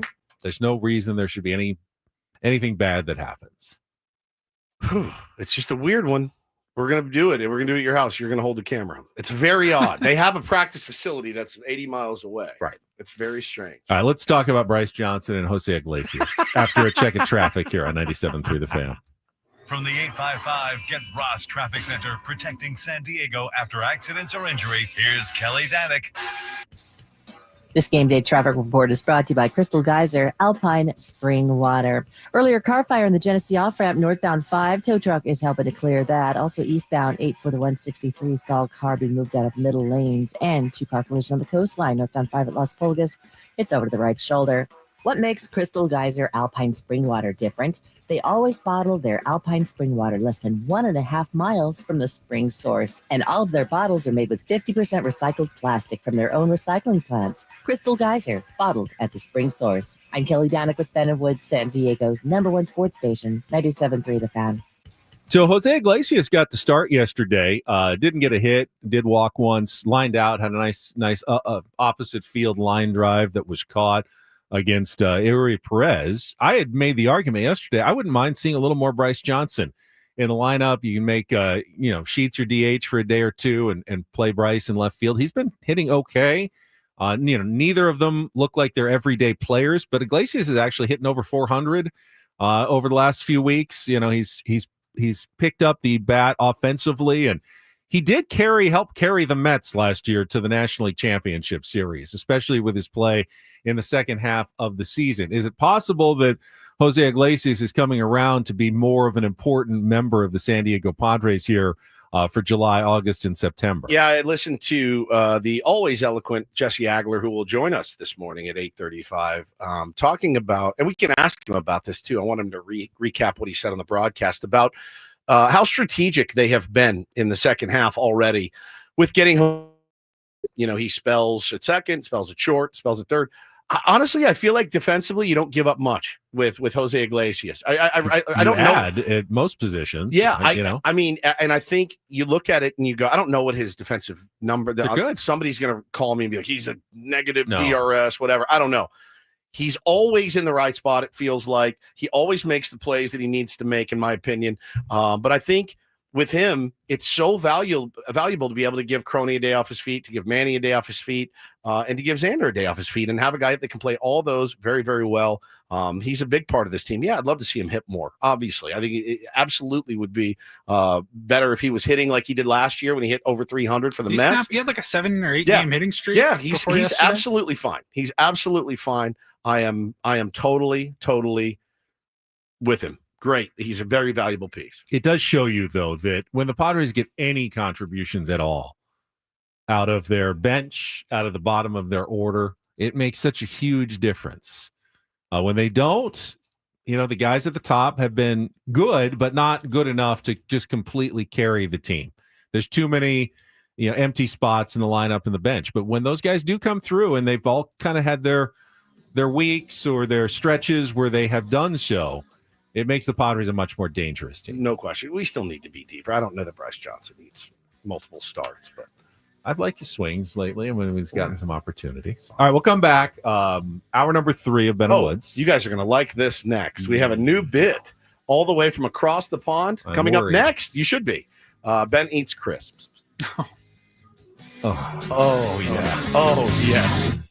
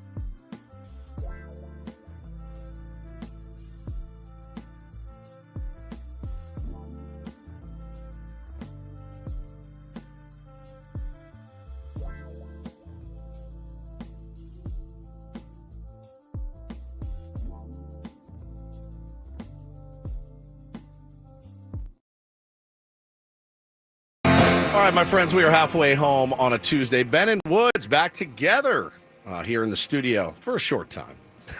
Travelgeddon continues. It's coming. I'm sorry.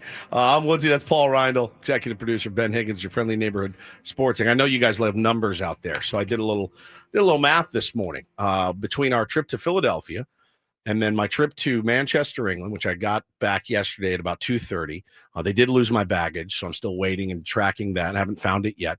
And then I'm leaving on Monday for Hawaii for our family vacation. I will be taking the radio equipment. I will be doing shows from Hawaii at like 3 o'clock in the morning. I'll be getting up to service you all, and I don't want to leave you guys in the lurch again. But between all of those three, I Maui's concierge. No, it's a Kauai's concierge. Yeah, I have totaled the. You want to hear the grand total for the month of July? Mileage on my ass on my ass on a plane. Are you counting like Philly there to and from. back? Yeah, okay. to and from. I'm gonna guess 3,500 miles. Paulie. Oh no, we're definitely way over. I guess 20,000. That's probably one way. We are at 20. By the time I get back from Hawaii, it'll be 21,402 miles flown in the month of July. To fly around the world is 24,000 miles. Oh, you're almost there. I'm almost there. One more trip. One more trip. Yeah. It's insane. Oh, yeah, 5,010. Yeah. So, Jesus, good God. We talked about this yesterday, and I heard you took some shots at me. I didn't take shots. Both of us do feel like you deserve time off. You deserve time with your family, and we feel a little bad about you taking the equipment with you and having to get up so early. I don't mind on your vacation. But ultimately, I admitted that after being gone to London and then to jump again and just be gone for another 8 days, I would start getting kind of resentful as you should of you being gone that long. I would have slit your throat. Had you done that to me. So that's exactly why I thought, I got no problem. And listen, dude, when we go to Kauai for vacation as a family, buddy, it is the most relaxing. I will be done at Kauai time at 7 a.m., I think. I think that's right, 7 a.m. I can go back to bed till 10, get up, have the whole day ahead of me. I'm an island boy, yep. And I've been trying to. And I'm going to be hanging with my kids. You don't really have to go to bed that much earlier to get up because you already go to bed early. Yeah. And you already get up really, really early. Yeah, it's not going to be a problem for me at all. My biggest fear is that the equipment is not great, and I'm going to try my best to make sure it's all good, find the right spot. Paulie's going to be, I'm sure, walking me through a lot next week while I'm gone, as he always does. Couple of things. So if you missed the open today, you need to go back and listen. 6 a.m. I told you guys about my friend Aussie Tony, who I met, who is going to be a friend for life. I'm pretty sure. The pit boss from Melbourne who you met at the Oasis concert. He's unbelievable. He's a legend. So he wrote me this morning on WhatsApp. I sent him the link and I said, go and listen to from the beginning. Told the whole story. And he goes, oh my God, you are an effing star, mate. Jesus, thank you for the kind words. You are bloody hilarious. And I said, you're the best, dude. He goes, I feel really lucky to have met you. This is the start of a lifelong friendship, bud. Strap in. I said, me too. He goes, also, you're messing with my reputation. I drank 20 beers, not 14. My mates will think I've gone soft when I share this. So he said, he goes, I just got offered to take a poker school at the time of the LA shows when Oasis is playing in LA. And I said, no way. He goes, I politely declined. I'll be coming to San Diego and LA, my man. So we're going to all get to meet Aussie Tony. He's a legend. He's unbelievable, dude. So getting a chance to go over there and meet a guy that we love each other, dude. We had the best time. And so hopefully he'll come over. Now, I wanted to talk. I know, you were very interested in the food. You were interested in the food on the plane. You were interested in the food in England. I was worried about the food over in England. And I think my concerns were validated by the time I got over there. The food on the plane, it's plane food, but it was good. It was good. It was my 50th birthday. I was going to go all out. I sat first class on British Airways. They really take care of you. The service was fantastic. Being able to lay, could I make up your bed for you? You absolutely can make up my bed for me right now. Absolutely, no question. Had some sea bass on the way out. It's pretty good. Had some prawns on the way out. It's okay. Desserts were fantastic. Then I got to England. And I mostly just drank Guinness for the first 24 hours. That's pretty much all I did. Didn't eat anything till the next day. I went to get breakfast. And I texted you guys a picture of the breakfast. Bro, It was. I couldn't really tell what it even was. It was until you told us. I simply ordered a coffee, eggs on toast, and yogurt and berries. Okay, I got the eggs on toast.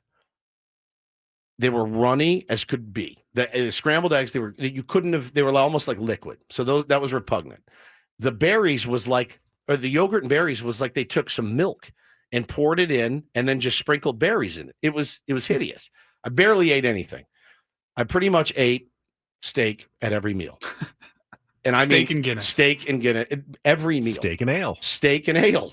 But I you go over and you notice the differences, right? Also lunch, it was not a thing. Like I don't think I ever had lunch when I was over there.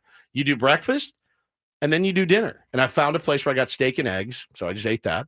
And then I found a place at night where I could eat steak, and I got steak and fries, and it was really good and delicious, lots of protein. But then you walk around, you go into the stores and you look around at the difference in their candy and the difference in their chips, as they call crisps. And so, yeah, Paulie just posted a picture. It looks like diarrhea. It looks like yellow diarrhea on. It's a slightly undercooked egg. Slightly. I mean, if it's a quality egg, you don't want to overcook it and nuke it. That's the yogurt. Ugh. Look at the yogurt. Yeah, it's a very watery looking yogurt. It looks like milk. And they spell it with an H as well. Yes. It's yogurt. Yogurt. Yogurt. So what I did is I thought it would be fun to come back. Here, you should put your hat on that I got you for your trip to one of your many presents. I brought you more presents. You brought Ben a bucket hat that has the C word all over it. And on top, one big C word. There you go. And I want to do this. All right. So I'm going to give you a crisp. Now, I'm going to tell you right now, they had funkier flavors, but I didn't go crazy. I'm not trying to kill you here. I just want to see if your palate is sophisticated enough to name the flavor of potentially some of their crisps that they have, which should be wearing the GIMP mask for our this. chips. Are you ready? So I'm ready. Right, so what would you guess that flavor is? Don't smell it, just eat it.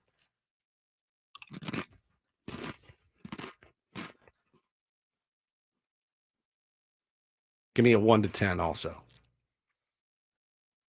I'm going to go 4. Okay, 4. Yeah. It's terrible. Not great. It does have a familiar taste to it. Uh-huh. Does it?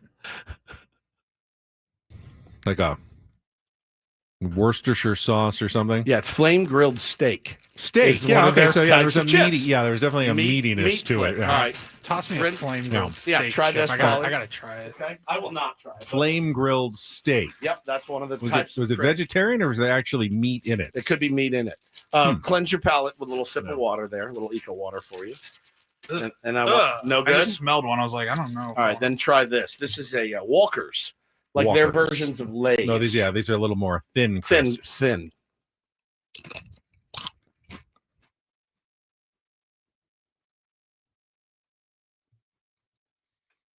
1 to 10. Like a 6. Okay. Like these a little bit better. Like a little fruitier in some way. Definitely not fruity. No? Is your you ready? You want to give a guess? Oh, not fruity.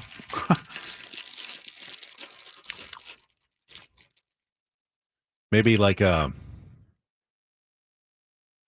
No, I've got no idea on that one. Cheese and onion. Cheese. Oh. Yeah, Yes. I mean, you know, we have like sour cream and cheddar and stuff. Yeah, that was actually fairly normal. Right, and then the last one here. Yeah, I can see that. Okay, this is another McCoy's thick. This is more of a ruffle type chip. Try that. Yeah. 2. Ketchup? No. 1 to 10. 2. 2. This is Sizzling King prawn. Shrimp chips. Oh, I'm gonna throw up. Nasty, right? Yeah. All right. That was bad. Ben eats crisps. Live on Ben and Woods this morning.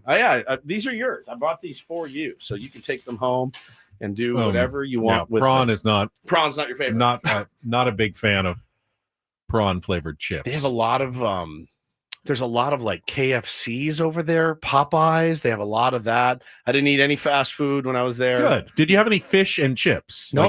You didn't ever get fish and chips. No. They actually do it quite well over there. No, I had them in London. I was not a fan, so I didn't. Really? I didn't eat them this time. The one time I went, I had fish and chips. I thought it was great. The food wasn't great. It wasn't great. The steak was good. It was everything. It was steak and béarnaise and I got fries with everything, and it was fine. Like, you can absolutely survive on that. The Guinness was outstanding. It was better than it is here. It was outstanding. And you can tell the difference. I went to one place where it was really good. Then I went to the other place where they don't use the right taps and the right lines, and it tasted like metal. And you go back to the other place and go, I'll take one of yours because it tastes like a milkshake. And I'll tell you, they go down real smooth. Did you take advantage of the 100-pound gift certificate that I got you at your hotel? I did. I took. Was that the bad eggs and yogurt? No, I took Craig to dinner. Oh, good. That day, and I had no. That's why I used it for breakfast. Okay, I used it for breakfast and had coffee with Tony, Aussie Tony, with your gift card. So thank you for that. I also got some dessert late night at the hotel. Had the sticky toffee pudding, which was I know you like that. Unbelievable. Oh, the desserts were fantastic. But yeah, other than that, man, it's kind of tough sledding over there.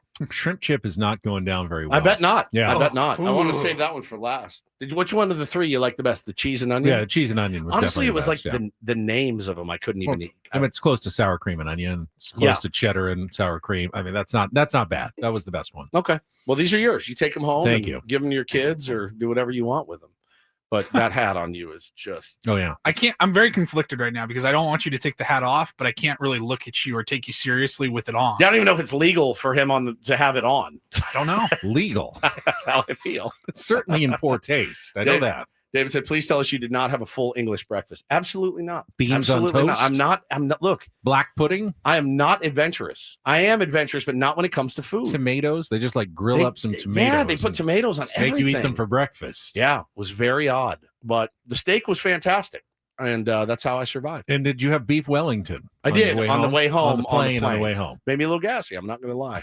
Maybe you don't give people beef Wellington on a plane ride home. That had some kind of slimy green thing around it with mushrooms. I didn't really like that. That's the duxelle of mushroom. It's a critical element to beef Wellington. It's the fillet. Yeah. And then you wrap it in the mushroom duxelle, and then the pastry crust around it, and that's how you make beef Wellington. Yeah, Craig had they call them BAPs. It's like a breakfast sandwich, and his BAP had a big sausage on it, like a big banger, and I think it was a little bit rough.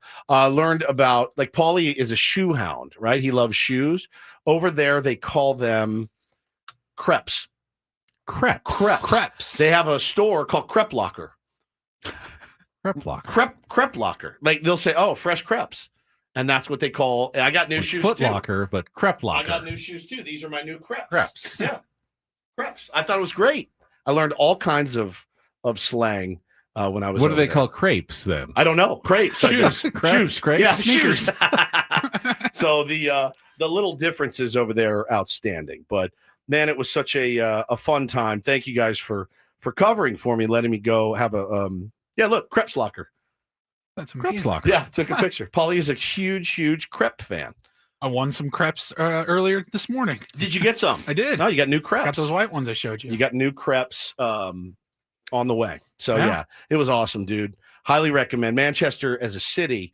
It's so. And you saw so they got the two major football teams there, Man United and Man City. Bro, imagine living in a city. You were on the side more by City. Etihad Stadium, the Etihad. Etihad Stadium, where Manchester City plays. They got the light blue kits. Got my two boys a Man City jersey. They loved it. Was there like a split though? You could tell in the city, like divided between the two teams. Were there any soccer matches going on while you were there? No, they're kind of off season right now. Okay. Yeah, but you like Noel Gallagher. Was like talking smack. He's like, Manchester's blue, and everyone boo. They don't mess around. They're City fans. It was crazy. I saw the Soccer Hall of Fame over there when I was there. Football, sorry, right. Football Hall of Fame as they call it.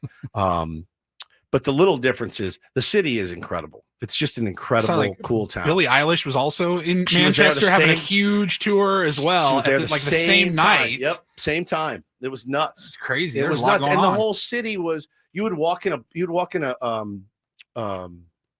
like a department store, and they're just blasting Oasis. The whole town. Now you didn't go over Oasis. to Liverpool, which isn't that far away. It is far, and so far enough. What we figured out, we were going to go.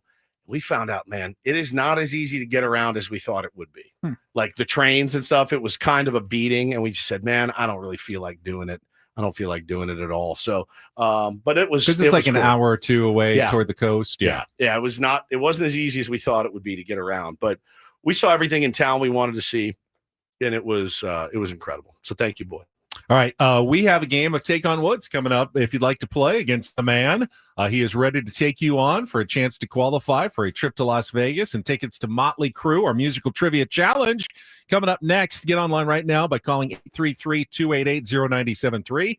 833-288-0973. We'll get a contestant on the line. We'll play our game. And then Jesse Agler, the Incorporated, will join us at the bottom of the hour, all coming up after traffic on San Diego's #1 sports station, 97.3 The Fan. Gambling problem? Call 1-800-GAMBLER. GEGE 000-466. For a full list of games and rules, play at 7 Mile Casino. Visit 7milecasino.com. Perhaps if Aussie Tony wants to ever move to San Diego and needs a job, he can look at 7 Mile Casino. It would be a great place to work. He'd right crush there. it. He would absolutely crush it. Easy to get to, right there off the 5 freeway in Chula Vista. You wouldn't have to commute all the way out, an hour or whatever daily to the other card rooms in town. And I mean, he'd be there with the windows. I don't think you could find a better casino to work at than 7 Mile Casino. No question. Certainly a great place to go sit down and play some California-style blackjack, and Texas Hold'em, Pai Gow, all of it. Baccarat as well. They got great food, too. Speaking of food, nice to be back in America where the food is really, really good. At least it's what I'm used to. You have a Jersey Mike's yet? I have not. Okay. I did have a carne asada burrito right when I landed. Yeah, I always have to get a burrito when we come back, don't we? Right when I landed. But no, man, they do everything right at 7 Mile Casino. Best part, just 7 minutes from downtown. Take care of the high limit players. They're spreading good action at 7 Mile Casino at all hours of the day. Dealers know what you're looking for when you go in. So please, if you haven't been there yet, make the short drive from downtown San Diego. Hop on the 5, west side of the 5, right there on San Diego Bay. 7 Mile Casino, just 7 minutes from downtown.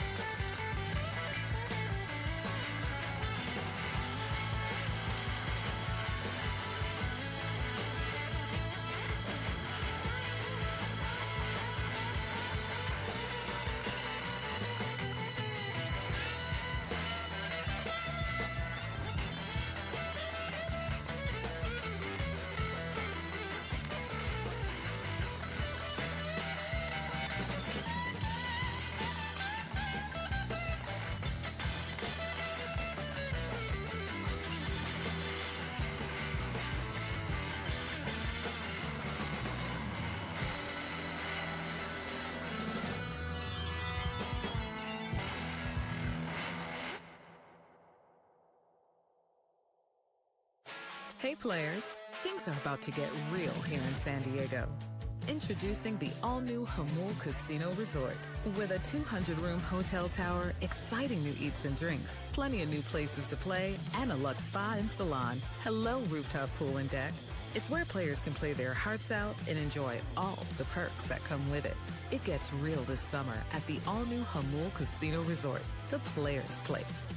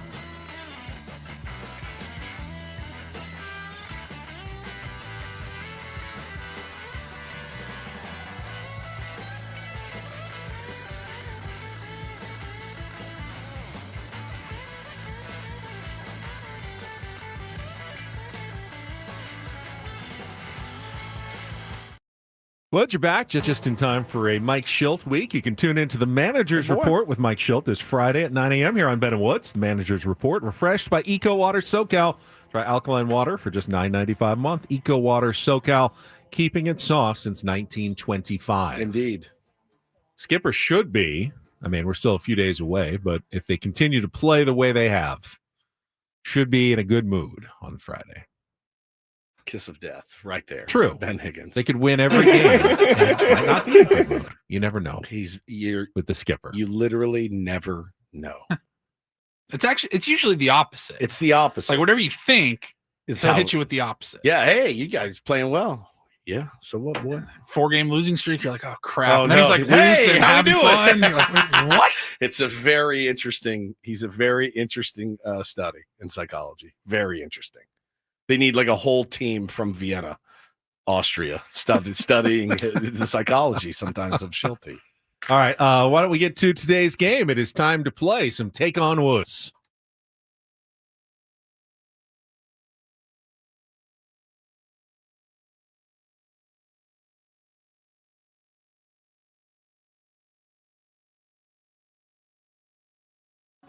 Take on What's brought to you by Bay Alarms, security and fire alarms for every business. We got you, and we got Brandon today. Hello, Brandon. How are you? Good morning. I'm doing great. How are you? I am fine. Brandon, we will have 3 categories for you. If you can beat or tie Woods, we'll put you into the drawing for our grand prize, a 2-night stay at the Park MGM in Las Vegas, tickets to Motley Crue on September 19th, and a $100 gas card. Catch Motley Crue's Las Vegas residency at Dolby Live at Park MGM September 12th through October 3rd. Tickets available at Ticketmaster.com. All right, here we go. 3 categories for you to choose from. Beatboxing, still on the table. 5 song titles and musical artists, including the word beat. Mothers and fathers, 5 song titles that include either mother or father in the title. And today's new category is not on any map. 5 song titles with fictional places in them. So beatboxing, mothers and fathers, or not on any map. Brandon, what would you like to play? Beatboxing is B-E-A-T, correct? B-E-A-T. That is correct. All right, beatboxing, 5 song titles or musical artists, including the word beat. You'll have 60 seconds. Answer as many as you can. If you don't know one, say pass. We can come back to it if there's time remaining. First question is the 2-second song. Paulie, I'm going to play you some music. You need to give me that song title and the artist to score the point. First you, then Woods. Compare scores. You know how it works. Brandon, are you ready to go? I'm ready. Let's All do right, it. let's put 60 seconds on the clock, Paulie. Brandon, your time begins when we play the music. The category beatboxing. Good luck. Let's take on Woods. Michael Jackson, Beat It. Correct. Written by Charlotte Caffey, which 1980 single was used in the movie Fast Times at Ridgemont High. It became a signature hit.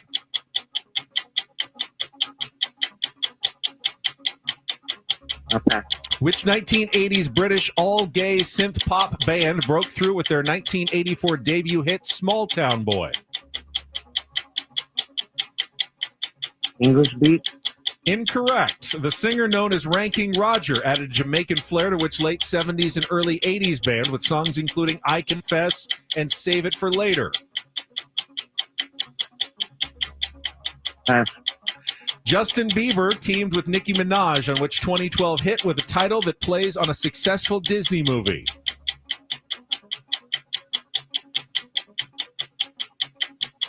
Pass. Written by Charlotte Caffey, which single from 1980 was used in the movie Fat? Oh, we ran out of time. So English Beat was the 4th one, and you answered it for the 3rd one. I was hoping you'd say it again. The 3rd one, the all-gay synth pop band, was the Bronski Beat. We Got the Beat, written by Charlotte Caffey, and Beauty and the Beat by Justin Bieber. Now, 1 is probably not good enough, Brandon, but it is a tricky category. Definitely one of the tougher ones today. Let's bring Woods back in, see how he fares. Jet lag, buddy. That's true. I don't feel great. All right, 60 seconds on the clock. Your time begins when Paul plays the music. Good luck, Woods. Let's take on Brandon. I know it. I'll come back to it. Written which 1980 single was used in the movie Fast Times at Ridgemont High and became a signature hit? Pass. Which 1980s British all-gay synth pop band broke through with their 1984 debut hit Small Town Boy? Oh my God. I have no idea. No idea. The singer known as Ranking Roger added a Jamaican flair to which late 70s and early 80s band with songs including I Confess and Save It for Later? English Beat. Correct. Justin Bieber teamed with Nicki Minaj on which 2012 hit with a title that plays on a successful Disney movie? I have no idea, but the first song is Beat It by Michael Jackson. Correct. Written by Charlotte Caffey, which 1980 single was used. We Got the Beat. Correct. Which 1980s British all-gay synth pop band broke through with their 1984 debut hit Small Town Boy? The Beaters. You got the category at least. Justin Bieber teamed with Nicki Minaj on which 2012 hit that plays on a successful Disney movie? Beat My Tank. You got 3 in a tough that category Disney today. movie. That is good enough for a 3-1 win. We've got the Bronski Beat and Beauty and the Beat by Justin Bieber. Tough one today. Who wrote that? You didn't write that. I wrote the whole category. There is no It's chance. called beatboxing. Okay. Tough one today. They're not all easy. They're not all tough. They kind of mix them up a little bit. Beauty and the Beat. I've never heard of that.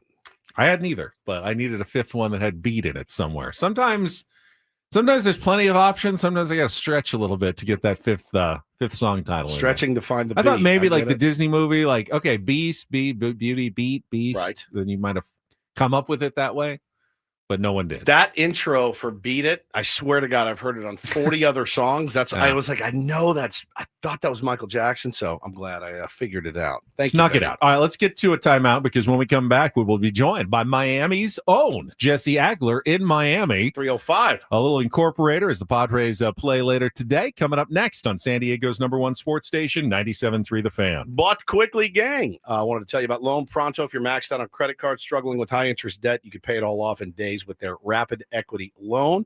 Get cash out now without touching your low rate first mortgage. No appraisals, no waiting, no BS. The rapid equity loan program at Loan Pronto is incredible. One client just got $300,000 approved in under 24 hours, paid off all their debt, renovated their kitchen, cut their monthly expenses by $1,800. Pretty big turnaround for them. Instant approvals, low rates, no hard credit pull up front. That equity is yours. Use it. Get cash out to consolidate your debt down to one easy, low monthly payment. Call them now for a free instant appraisal for your home. See how much cash you can get out today. A+ rated by the Better Business Bureau. 2,500 5-star Google reviews. Service incredible. Call now. Get the conversation started. 619-207-4336 or go to loanpronto.com. 619-207-4336. Get debt relief now at loanpronto.com. Equal housing lender, NMLS 1661781 on approved credit, NMLSconsumeraccess.org.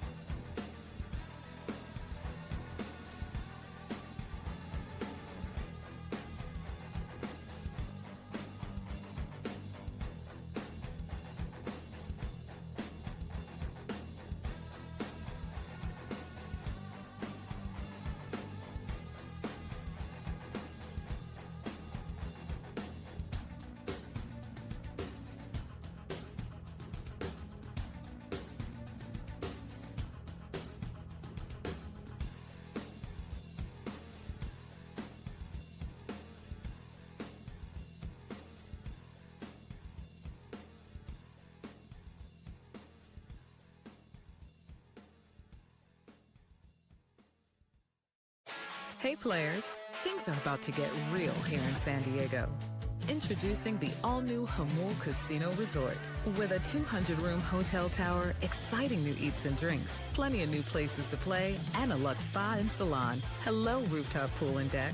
It's where players can play their hearts out and enjoy all the perks that come with it. It gets real this summer at the all-new Hamul Casino Resort, the player's place.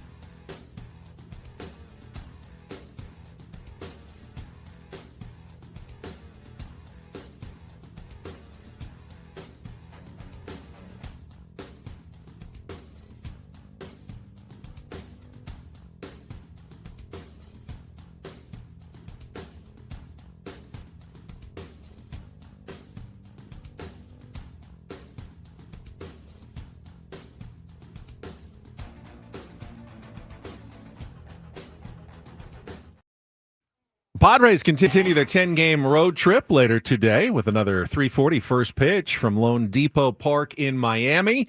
Sammy Levitt will have your pregame show at 2:40. Jesse and Tony will have your play-by-play at 3:40. But Jesse will join us with the Incorporator and to talk some Padres baseball from his hometown right after a check of traffic here on 97.3 The Fan. From the 855 Get Ross Traffic Center, protecting San Diego after accidents or injury, here's Kelly Danick. Just a few things to mention here. Car fire has been cleared on northbound 5 at Genesee off-ramp. Now, southbound 5 coastline just past Leucadia. There is a collision involving a couple vehicles. They're in the center divide. Also, southbound 15 past Poway Road reports of some large tire tread in the slow lane. Northbound 805 Kearneyville Road off-ramp got a stalled vehicle over to the right shoulder. And Kelly Danick with Ben and Wood, San Diego's #1 sports station, 97.3 The Fan.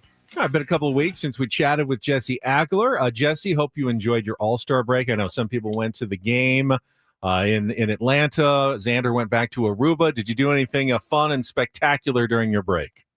Very low key, which is kind of the way I like it. I would struggle if like they had an all-star team of announcers and they said, "All right, you got to go to Atlanta." And you made the game. It would be an honor, right? Yeah, it would be an honor. You'd be thrilled to have the experience, but boy, do I need those 3.5 days to kind of recharge the battery. So, laid low, hung out with the kids, that kind of stuff. I believe it, man. And you would like it. Like the first time you got selected, you'd be like, holy cow, this is incredible. And then you realize I got to fly all the way across the country. I got no break, essentially. And then I got to go back and do this again. It's a grind. And then, staring down a 10-game road trip right out of the break, Jesse. How's it been so far? So far, so good. They're winning baseball, and that obviously always makes it feel a little bit better. Tony and I have been calling it the hottest road trip, Washington, Miami, St. Louis, and it has certainly lived up to expectations weather-wise so far. But look, you go into D.C., you take 2 out of 3, you come down here. This Marlins team, I'm sure you guys have been talking about it the last couple of days. Like they're sneaky decent. They're not a deplorable team by any stretch of the imagination, and you saw some of the toughness last night. Stowers has been unbelievable, kind of a great story and nice for us on the local angle. But, the close game thing doesn't seem like it's going to stop anytime soon. And it's interesting because I think for me, last night was something of a mental turning point because I'll be honest, and you've probably caught on to this if you've listened to Tony and I enough over the course of the season, but like I've not been thrilled with the amount of tight, low-scoring games they've played from a sense of they got to be better than that. And I think they are better than that. But yesterday, I think I was just like, you know what? It's kind of who they are. And I'm going to give them a break at least until the trade deadline. And when we get to the trade deadline, we'll kind of see what happens. I expect, some pretty good, decent sized moves out of AJ, although you can never guarantee that sort of thing. And I think like in my head last night, I was like, you know what? They just keep winning them. I need to chill out on this. Is it ideal? No. Does it have its dangers? Absolutely. Poor Jason Adams' arm is going to fall off at some point if this continues. But, for now, it's like, all right, just keep winning. That's what matters. They're back to 10 games over 500. For all the talk about the great start and the treading water ever since, which has kind of been the storyline fairly to some extent, they're 2 games off their best pace of the season right now. They've never been more than 12 games above 500, and they're currently at 10. So, we'll see how the trip goes. As you said, it's a grind with the weather in the 3 cities right out of the break, no off days. Come home, play the Mets for the first time this year, and then you get, the off day next Thursday to kind of reset a little bit. But, I think, and that's the trade deadline, by the way. I think, for me, for now, it's kind of like, all right, let's let this thing ride, and, we'll see where we are in a week and a half. Jesse, you probably didn't see it because you were calling the game on radio, but Bob Scanlon did a little segment where he showed Manny an old picture of him in high school. And they brought up that Manny went to Brito Miami Private School. It's just 3.5 miles away from Lone Depot Park. So it's a homecoming for Manny, but it's also a homecoming for Jesse Agler from Miami. What kind of nostalgia hits you when you go back to Miami? Is it a certain food that you need to get every time? What is it about, Miami that hits when you go home? It's so funny. The first, 3, 4, 5 years that I worked for the Padres, I felt it every time, we came here. And I really did that much anymore. There's familiarity, obviously. I got, to see some people at the game last night I haven't seen in a long time. That was kind of exciting. In fact, Ben, your counterpart at the ABC affiliate here in Miami, Will Manso, who I've known for 25 years at this point, I hadn't seen him in a decade. And So like, just seeing him at the ballpark yesterday was nice, and catching up with, some of the people I know from around town. This is a little bit of a diversion, but there's this wonderful man. His name is Massimo Marianella. He is basically the Al Michaels of Italy. Nice. He calls all the big sporting events in Italy for Sky Italia. And he's, I got introduced to him. He's got a place in Miami. He comes here in the summer. And I got introduced to him, 20 years ago at this point. He's a huge baseball fan. For whatever reason, he's a huge baseball fan. And I hadn't seen him in I don't know how long. And we bumped into each other in the press box last night. So that was like thrilling and exciting. We caught up for 30 minutes, and it was like, it was one of those heartwarming things of getting to see him. But coming back here doesn't really feel like coming back home anymore. When I get off the plane in San Diego after a long road trip, that feels like coming home. I mean, it's pretty neat that that's happened. I mean, both my kids were born in San Diego, and I'm so lucky to be in a place that feels like home and is so great to make a home. And that's kind of where it's at. So yeah, I mean, the nostalgia has really kind of faded all the way away over the years. Like I said, those human relationships are nice, and seeing those people, who I haven't seen maybe in a long time is always special. But, outside of that, that's kind of all that it is at this point. I've been with the Padres now 12 seasons. It's crazy. I feel the exact same way, and I felt the same way when I landed yesterday. And after they lost my luggage, I went to my car and got in my car, paid the $7,000 it cost to park, and then I put on 97.3 The Fan, and it was right when the game was starting. Heard Tony do the lineups. You start calling the game, and I'm driving home in 55 minutes of traffic from the airport, but I would have never been happier to be home knowing, going to go see my family right now. I got Jesse and Tony on the radio, and you guys were talking about, I love this. You were talking about Jose Iglesias and how the strategically they're using him. And they said, you said, we talk about it all the time, how smart they are and how smart they're being, getting guys off their feet. To rehash for us kind of what you said yesterday when you were talking about Iglesias and how valuable he is.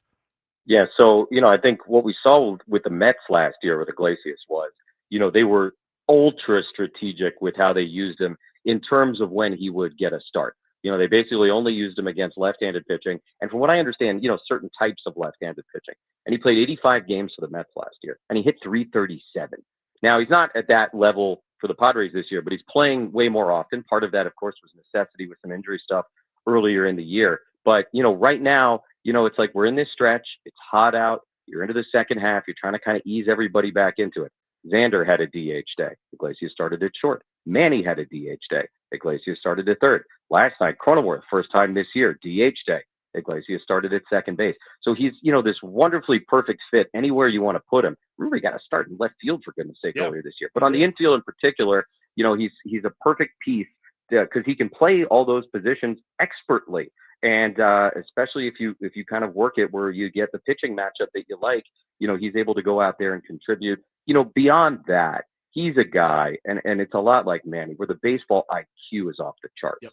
And, he's just one of these guys. He knows exactly what is required of him every single plate appearance, every ball that's hit to him on the infield. He knows exactly what to do, and he's able to do things physically that most guys in this league cannot. It's pretty remarkable at 35 years old. I mean, remember, this guy made his big league debut all the way back in 2011 with the Red Sox. He was in El Paso 2 years ago at AAA with the Padres, didn't sniff the big leagues in 2023, and then had that kind of resurgent year with the Mets last year, and now kind of putting it all back together again this season with the Padres. It's a great story. He's a great piece. And I think, the place Tony and I kind of landed in that conversation last night was, championship caliber teams have guys like Jose Iglesias on the roster. He's a perfect piece for a team that's, trying to win it all. You had a really great call of Martin Maldonado's RBI double that scored Jackson Merrill from first base. Yeah, talking about him running right through Tim Leeper's stop sign on his way home. What was your thoughts on that play? There was a lot of discussion about it, about Tim Leeper, about Jackson not following his coaches and using his own instincts. And then Mike Schilt talked about it after the game as well. Anybody who's upset about it has never gotten out of high school baseball. That's what I'll say. I mean, it's the major leagues. It's the major leagues. And, this team in particular, Mike Schilt has 1,000 times the last 2 years talked about, A, they want to be aggressive, and B, he wants guys in control of their own destinies. And look, it's not always going to work. It's a bad look. I get that. But you're never going to be upset about if the play is in front of him. And it was. When Merrill hit second base last night, he's looking into the left field corner. He sees where Kyle Stowers is. He sees where the ball is. Now, the Marlins nearly pulled it off because Stowers got to it really quickly, made a great fast throw to Lopez, the shortstop. And Lopez, it was like the slightest little hitch.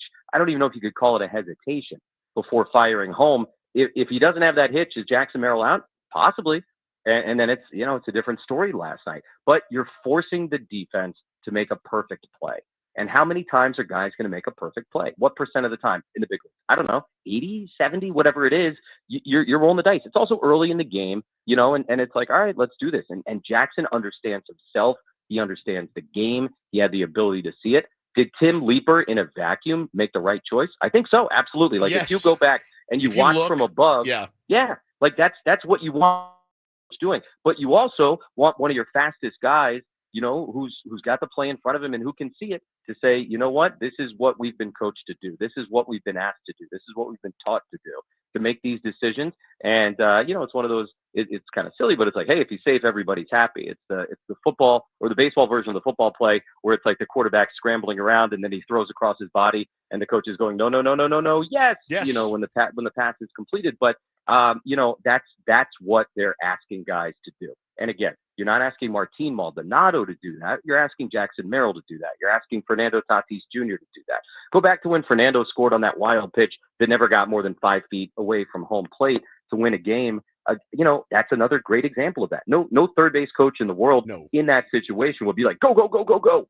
But they've asked these guys, and in particular the fast guys, to kind of take their destiny into their own hands. And when you have a roster like this, you can do that. Before we get to the incorporator, did Woods miss this as well? Because I think it was after he was gone. They say imitation is the sincerest form of flattery. I saw this at the All-Star game. Jesse, did you catch this? That Dave Roberts tried to play the incorporator at the All-Star game during his post-game news conference. He was given two words. Words were one was two words that they want me to work into a press conference, actual press conference. So I'm going to work them in. Sweet potato and starfish. And then obviously Eugenio got hit in the hand, so I had to replace him with my starfish. Kyle Stowers. That's not what was your favorite takeaway from this weekend? It's terrible. So when I come to Atlanta, I got this restaurant that I get my favorite sweet potato. That's terrible. Jesse, you need to give him pointers next time you see him. It was something. He could have said, I showed my starfish to Ice Cube in the celebration when we won the World Series, because he actually did that. I do appreciate that, like, Stowers is a star and a fish. I think it's fair. a stretch, but I sort of Starfish. like where he was going with that one. Yeah, he's a Marlin and a star. But that's, like you said, imitation is the most sincere form of flattery. So Dave Roberts obviously is a tier 1. I'm sure he's taken a lot of pointers from you guys over the years. Yes. And maybe that's how they were able to shut out the Padres for the last 2.5 games in the division series. They got some insight from listening to Ben and Woods. You did realize some I things. think he used to be a tier 1. I'm not so sure anymore, Jesse, if he still listens as regularly as he once did. Sure, it gets back to All it. right, so let's give him this word because it's inspired by Woods' visit to Manchester, England. We're throwing a little British slang at you today, Jesse. Yeah, Jesse, I learned. Champagne supernova. Yes, please do it. It's a word for sneakers, and it's crepes. And I learned it, and I said, "That's fantastic." I like that. It was a British accent there. Where did you find her? Crepes. It just means shoes. Trainers. They call them trainers. So it's crepes. Work that in. Different from crepes. Yeah, No, not crepes. not crepes. Crepes. Not the thin pancake, No. but rather the Yeah, footwear. what shows they have a store called Crepe Locker. Crepes locker. Crepes Locker, Yeah. yeah. Crepes Locker. That's It's a Foot fantastic. Locker where they get your shoes. Also, I need a favor from you. Do you know Kevin Brown from the Orioles? Yeah. Yeah. I need you to put in a good word. He is also a massive Oasis fan. And if we reach out and ask him to come on our show, I want to talk Oasis with him. If he asks you to vouch, just vouch for us that we're good guys. I mean, yeah. Yes, thank you. All right, good. He's I think he's on the mend right now. Is Kevin he? Brown, yeah. He got in an accident. Yeah. Did he? He was in a hunting accident and he fell from a deer blind. He's fine. He's going to be okay. Oh my God. He's returning, I think, in like a week to the broadcast. He's had a bumpy couple of years. Yeah, he Yeah. has had a bumpy couple of years. I like that guy a lot, and now that He's I know, a really, really, really good guy. Oh, You'll have a good time talking to him. But yeah, give him a couple weeks maybe. yeah, for sure. All right, Absolutely. Jesse, Thank you, buddy. crepes. But you can't just go crepes meaning shoes. Like, just use it as Crepes. like it should Don't be. tell him he's And- not Dave and Roberts. He if- knows what he's doing. as, as if everyone says it every day. Yeah, That's kind Krebs. of the yeah. Yeah. Thank you, Yeah, Jesse. I'm also going to call Stowers a starfish. Please. Please. Yes. Need that. Great. All right, Jesse. We'll see you back in town next week. Thank you, buddy. Bye. Jesse Agler, the Incorporator. So The good. goat. The best. Yeah, you don't need to give him any Kevin points. Brown fell out of a deer blind. That happened to a Padres pitcher in the 2000s, Carlton Lower. Really? Yeah, he missed the second half of the season after he fell out, I think, at the All-Star break. Bad. Wow. It was good, too. Incredible. Unfortunate. We'll come back. Final hour, Roundel Report, and more on the way here on 97.3 The Fan.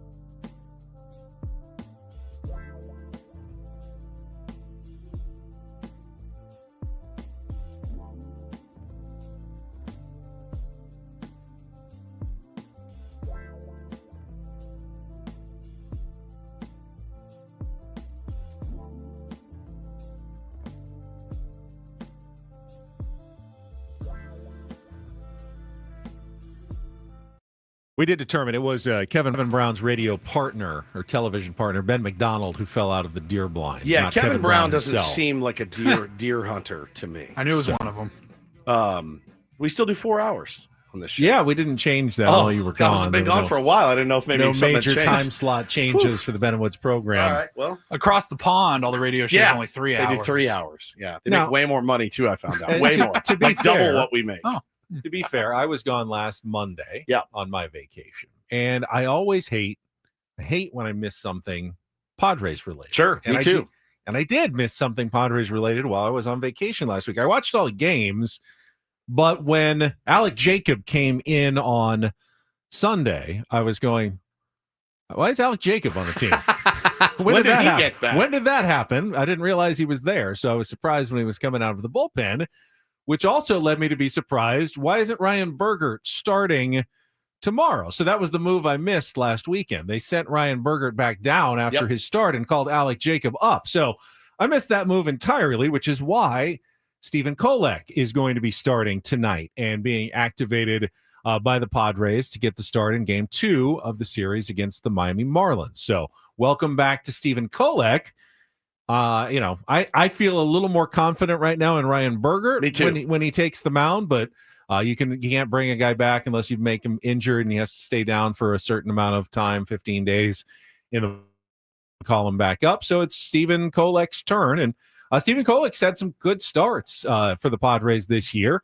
They'll need another one as the Padres are going up against another tough right-hander in Edward Cabrera in Game 2 of the series against the Marlins later today. Yeah, he had, I think he left his last start early, missed a couple of starts before the break, had a, elbow, forearm, something.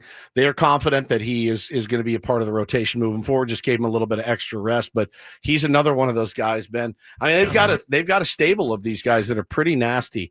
They're building some really good pitching down in Miami, and he's one of them.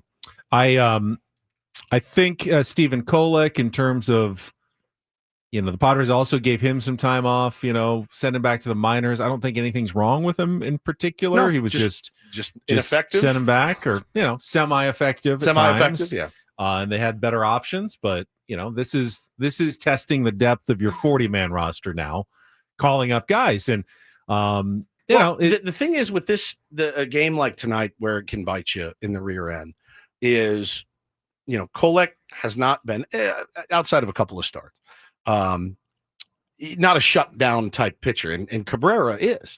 And so if the offense doesn't score, Mike Schill doesn't want to get to a point again, Ben, where it's 2-1 in the fifth. It's 2-1 in the fifth, and you've gone through the four horsemen last night, and you're like, oh, okay, are we gonna do this again? So and so only threw 5 pitches, and yes, Suarez and Estrada were very very judicious last night. They got through it without throwing a ton of pitches, which is okay, and that's what you want. That's fine. But Morejon, you going to go to him again tonight? I don't think so. Jason Adams had a lot of appearances, as Jesse Agler just referred to. So yeah, you're gonna have to figure out a way to get it done with the other guys in the bullpen. But that's why Sunday's game was so huge, so nice, so to huge. Face a good pitcher in Mackenzie Gore, 5 runs in the first, put up a ton of runs, get plenty from your starting pitcher, and just use the back end of your bullpen. How do you avoid falling back into your pattern today? By scoring a buttload of runs. You used your high end relievers to secure a series opening win last night, 2-1. But how do you avoid the second game where it's Kolek and it's maybe Morgan and it's Wandy and Yuki, and not lose this game 6-2? I mean, this is what we've seen a lot this season. The pattern is really, it's laid out for you, and anything different is going to be an anomaly. If you can get to Cabrera early, yeah, that'd be great. That would be absolutely fantastic. But you do get the sense, if you win this game tonight, you will see, I would say, 2 of the 4 horsemen, right? Easily. You're going to see Estrada and you're going to see Suarez. Now, the Padres have lost the last 6 starts that Stephen Kolek made, beginning June 7th through his most recent start on July 5th. That wasn't bad in all of those. He had 5 2/3 shutout innings against Milwaukee. They lost that one.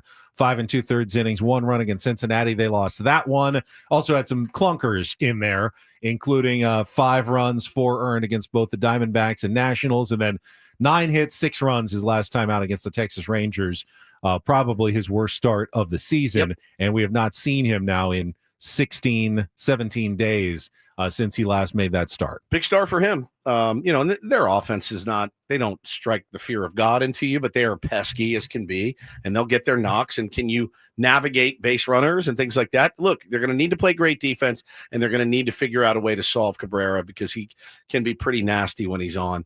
And, it's uphill. It's an uphill battle. Ultimately, though, 3-4 with a 4.24 ERA from a guy who's probably been your seventh starter this year for the San Diego Padres shows well that the Padres have been able to get enough pitching depth out of Bergert and Kolek and Vasquez, who again yesterday just continues to give you chances to win games. And I think it was our pal Tommy who posted earlier this morning, really long post about the evolution of the Padres pitching development over the years. And it's not simply just Ruben Niebla, although he's a big part of it, and I agreed with everything he wrote, but it's the pitching lab at PLNU, it's the minor league system, it's, AJ identifying the right players to target.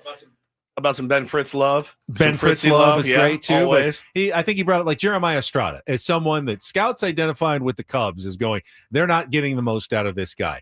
He's got really good stuff. Let's bring him into our system.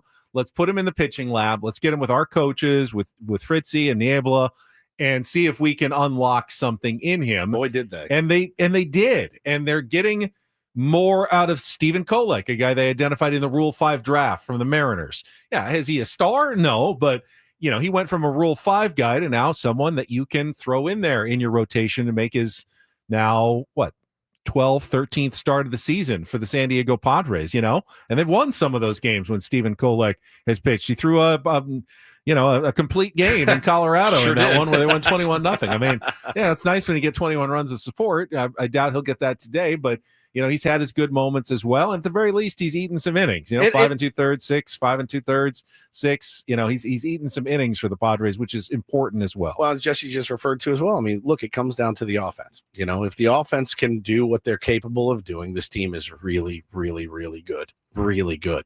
Like you said, it was so refreshing to watch the grand slam, tack on an extra run in the first 5-run inning off Mackenzie Gore, get him out of there, get into the bullpen. Listen, they're absolutely capable of it. There's no question they're capable. It just doesn't happen enough. And then that eases the burden on guys like Kolek and Bergert. And then that's when a perfect lane for Yuki Matsui or Wandy Peralta. You're going to have to use those guys, man, at some point. Those guys are going to pitch big innings for you because with how many games left? 62 games left to go. 62. They're all big innings. Every one of them is a big inning at this point. So if the offense comes through, we win. Usually. Yeah. I mean, 4 runs. Almost all the time. Almost all the time. Has been 38-13 when we score 4 runs or more. Been the recipe. Yep. And playing very well in 1-run games so they can win the tight ball game. But again, having to go to those guys again over and over and over is tough. It's tough. And I could understand why you'd want to, because I promise you, every one of those 4 guys today walks into Schultz's office and says, I'm good if you need me. Every one of them. They all want the ball. Even more home. I want it. If you need me, I got you. You need me to get a tough lefty out, I'm in. And if you're the skipper, you're like, we need the series. Got to win this series. Who throws tomorrow? Tomorrow is Dylan Cease. Dylan Cease coming back after against Alcantara. Sandy. Yeah. Okay. Yeah. Who's very beatable these days. So, but yeah, you want to win. You have to win this series. You got to win these series. A couple other baseball notes from yesterday, just looking around some of the scores from the league. Padres got some help from the Braves, who beat the Giants 9-5. Giants have lost 6 straight. They have yet to win in the second half of the season. I can't say I saw that coming, but hey, any help that the Padres can get is fantastic. The Nationals helped out by beating the Cincinnati Reds 10-8. Now, they built a 7-0 lead and barely held on, but any win you can get from one of the bottom teams against a wild card contender is appreciated. Did not get any help from the Rockies, who lost to the Cardinals 6-2. So St. Louis moved into a 3-way tie with the Giants, the Reds, and now the Cardinals are all 3.5 games behind the Padres for the last wild card spot. The Brewers, though, they're unreal, man. They continue to win, and they were actually getting no hit last night into the 6th inning, I believe, by George Kirby of the Mariners. Didn't matter. Broke through with a big rally, ended up going on to a 6-0 win. It's their 11th straight victory. And very quietly, the Brewers went from a wild card contender to the best record in all of baseball. They now half a game ahead of the Detroit Tigers and have the best record in all of baseball. So they're no longer the team you're trying to chase down the wild card race. It's the Cubs who are now in second place as they got beat up by the Royals yesterday. They're now looking up at the Brewers. They're now on top of the wild card race, which kind of changes the dynamic going forward. How much do you really believe in this Milwaukee Brewers team? I mean, it doesn't matter what I believe. They believe. You know, they talked to Brandon Woodruff last night, and he said, "You surprised?" And he said, "Doesn't surprise me." He said, "We got a lot of great guys in this clubhouse. It's a fun team." I feel he said that every year. This year's a little bit different in a way. 60 of their first 100 games, man, with a depleted roster, guys leaving in free agency. No problem. They just pick up where they leave off, and I mean, their brand of baseball is a really, really tough one, dude. And Pat Murphy, the guy, the skipper, is really, really good. He's a really good manager. I'll have to say that when the Padres went into Milwaukee, and that was in early June, played 3 low-scoring games, took 2 of 3. Incredible. I thought, Padres are, Brewers are okay, but nothing special. Like, I did not see them all of a sudden becoming the top team in all of baseball by the end of July. I did not either. I certainly really didn't see them winning all of their games against the Dodgers. Swept them twice. Taking the entire season series 6-0. Yeah. Did not see that. I mean, they've beaten some good teams, though. They took, 2 or 3 from the Phillies at the end of the. Or no, I mean they've won some good games over this stretch, and they've been very impressive. They're a scary team, man. And again, they seemingly do this every year. They seemingly are they're like the Rays, right, of the NL. They're able to lose massive pieces, and they find a way to get together. They good comp. They develop really well, and then guys are really rounding into form right now. Bryce Terang's he's a 3-WAR player right now. Bryce Terang. A guy that you probably could have had 2 years ago for nothing. And they're just doing a good job. They're playing really good baseball. And what Woodruff said, bro, there's probably 15, 20 teams in baseball. Like, no, we have fun. We get along. We like each other. Doesn't translate to wins on the field against really good baseball teams. However, it does for them. They're a force. Yeah, they'll come to San Diego, second to last series of the season. So you expect they'll be contending for something, whether it's a division title or a wild card, considering how well they have played so far. Also a big series in the American League going on right now in the AL East, the Blue Jays and the Yankees. Yeah. Blue Jays have won again. They're like the third best record. They won at home. They scored 4 in the 5th inning to take the opener of that series against the Yankees. They're trying to create some separation now between the two teams. Remember, they swept the Padres. Now, that was like right at the beginning of their run, but they have since then they've looked pretty solid. They have a dangerous team, and they're now looking more like an American League pennant contender as the weeks go on. No doubt. Let's see what else we had yesterday. Mets beat the Angels 7-5. Paul Skeens 6 shutout innings and actually got 3 runs, which meant he beat the Tigers. I love 3-0 for his 5th win of the season. And Luis Robert has gotten hot lately. Did you notice that? I did. Helped the White Sox to an 8-3 win over the Rays yesterday. Over the last 12 games, he's hitting something like 340. Well, so think about what Gavin Sheets has done for us.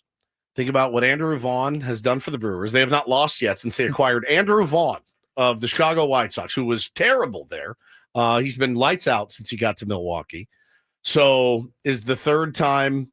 I don't want to say the charm because they've both been charms, but you go out and get Luis Robert. Is he a change of scenery guy? And I'll tell you, I've seen a lot of rumors of him linked to the team up north as well, that they may be interested because they're not getting what they need out of their outfield either in LA. And, Luis Robert on the Dodgers is a real possibility as well. I just don't know. I don't know what they're going to want for him.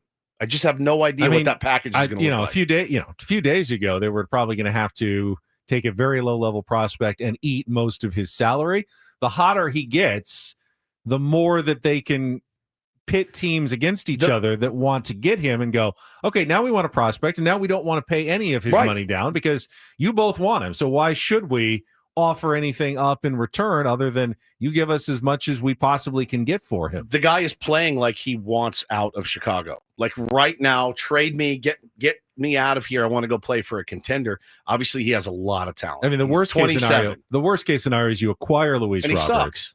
and then he goes back to being the worst player in baseball, and you had to kind of overpay to get him because he's been so hot the last couple of weeks. Well, that worries me. I was hoping he'd just stay ice cold, and then if you get anything, snap his fingers and let's turn it on. But he's done it a little early now. Yeah, he's hitting bombs. He's robbing home runs. He's playing really good. He's fast. He's got all of it. I'd be shocked if he's not traded. Yeah, this is his way out. I'd be shocked if he's not traded. He's got to be. Well, if they don't, it's just more White Sox malpractice. You know, they can get good players for him right now, and I don't know who we have to offer, but I'm sure AJ is asking. It's gonna be an interesting one, man. Yeah, I mean, it's becoming apparent that this is going to go down probably to the wire next Thursday for the trade deadline. I mean, too many teams are still not necessarily sellers until they get a little bit closer to July 31st. It'll be a long week, buddy. Yeah, I've kind of gotten used to it. You know, I kind of ranted while you were gone. Like, I am so sick of talking about this trade deadline. Yeah, it's pretty annoying. We've been talking for a month and a half, and really almost nothing has happened because there are too many teams that are still thinking they're in it. So there's not enough sellers and too many buyers. So not much is going to happen. What do we got? 9 more days? 9 days. Yes, on the 9th day, it will be the trade deadline. And on the 9th 7 day, more shows. Yeah. I'll be in Hawaii for the deadline. 2 more roundtables. I'm really bummed to miss both of them. You guys will be fine without me. Like we were last week. Yeah. It'd be good. You'll be there this week, though. Yeah. For the roundtable. Be there this week. Yeah, we got a roundtable on Thursday. Yeah, can't wait. All right, let's take a time out. We still have a roundtable report to get to. Going until 10 o'clock. Braden Show coming up on San Diego's #1 sports station, 97.3 The Fan. First, though, Woods and I want to tell you about Trust and Will. Did it without you when you were gone. Yeah, I did it without you when you were gone. Message is just the same, though. It is a very simple process to get your affairs in order and get the peace of mind knowing that you're taking care of your family, whether it's with a simple will or with a slightly more complex but probably more useful trust that helps you avoid probate court, or helps your family at least avoid probate court and the fees and expenses and the time lost when you were gone. Well, I'll tell you, man, turning 50, yeah, it's a big thing, and you start to think about, you want to make sure everyone's taken care of if something happens. It's a monumental day, and so you're on the back nine. You know, that's how I feel. But you want to make sure everybody's taken care of.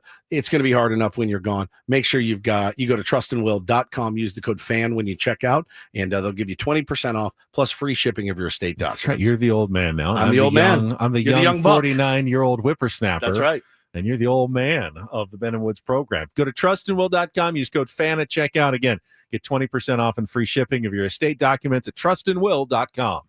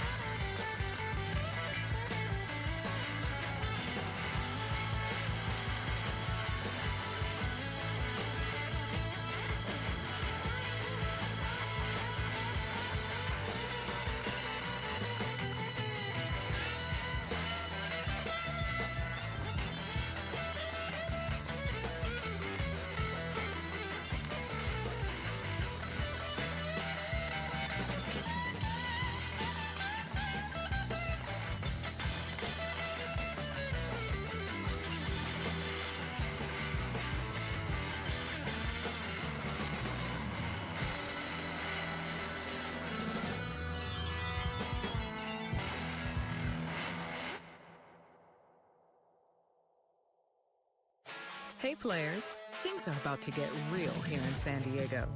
Introducing the all-new Hamul Casino Resort. With a 200-room hotel tower, exciting new eats and drinks, plenty of new places to play, and a luxe spa and salon. Hello, rooftop pool and deck. It's where players can play their hearts out and enjoy all the perks that come with it. It gets real this summer at the all-new Hamul Casino Resort, the players' place.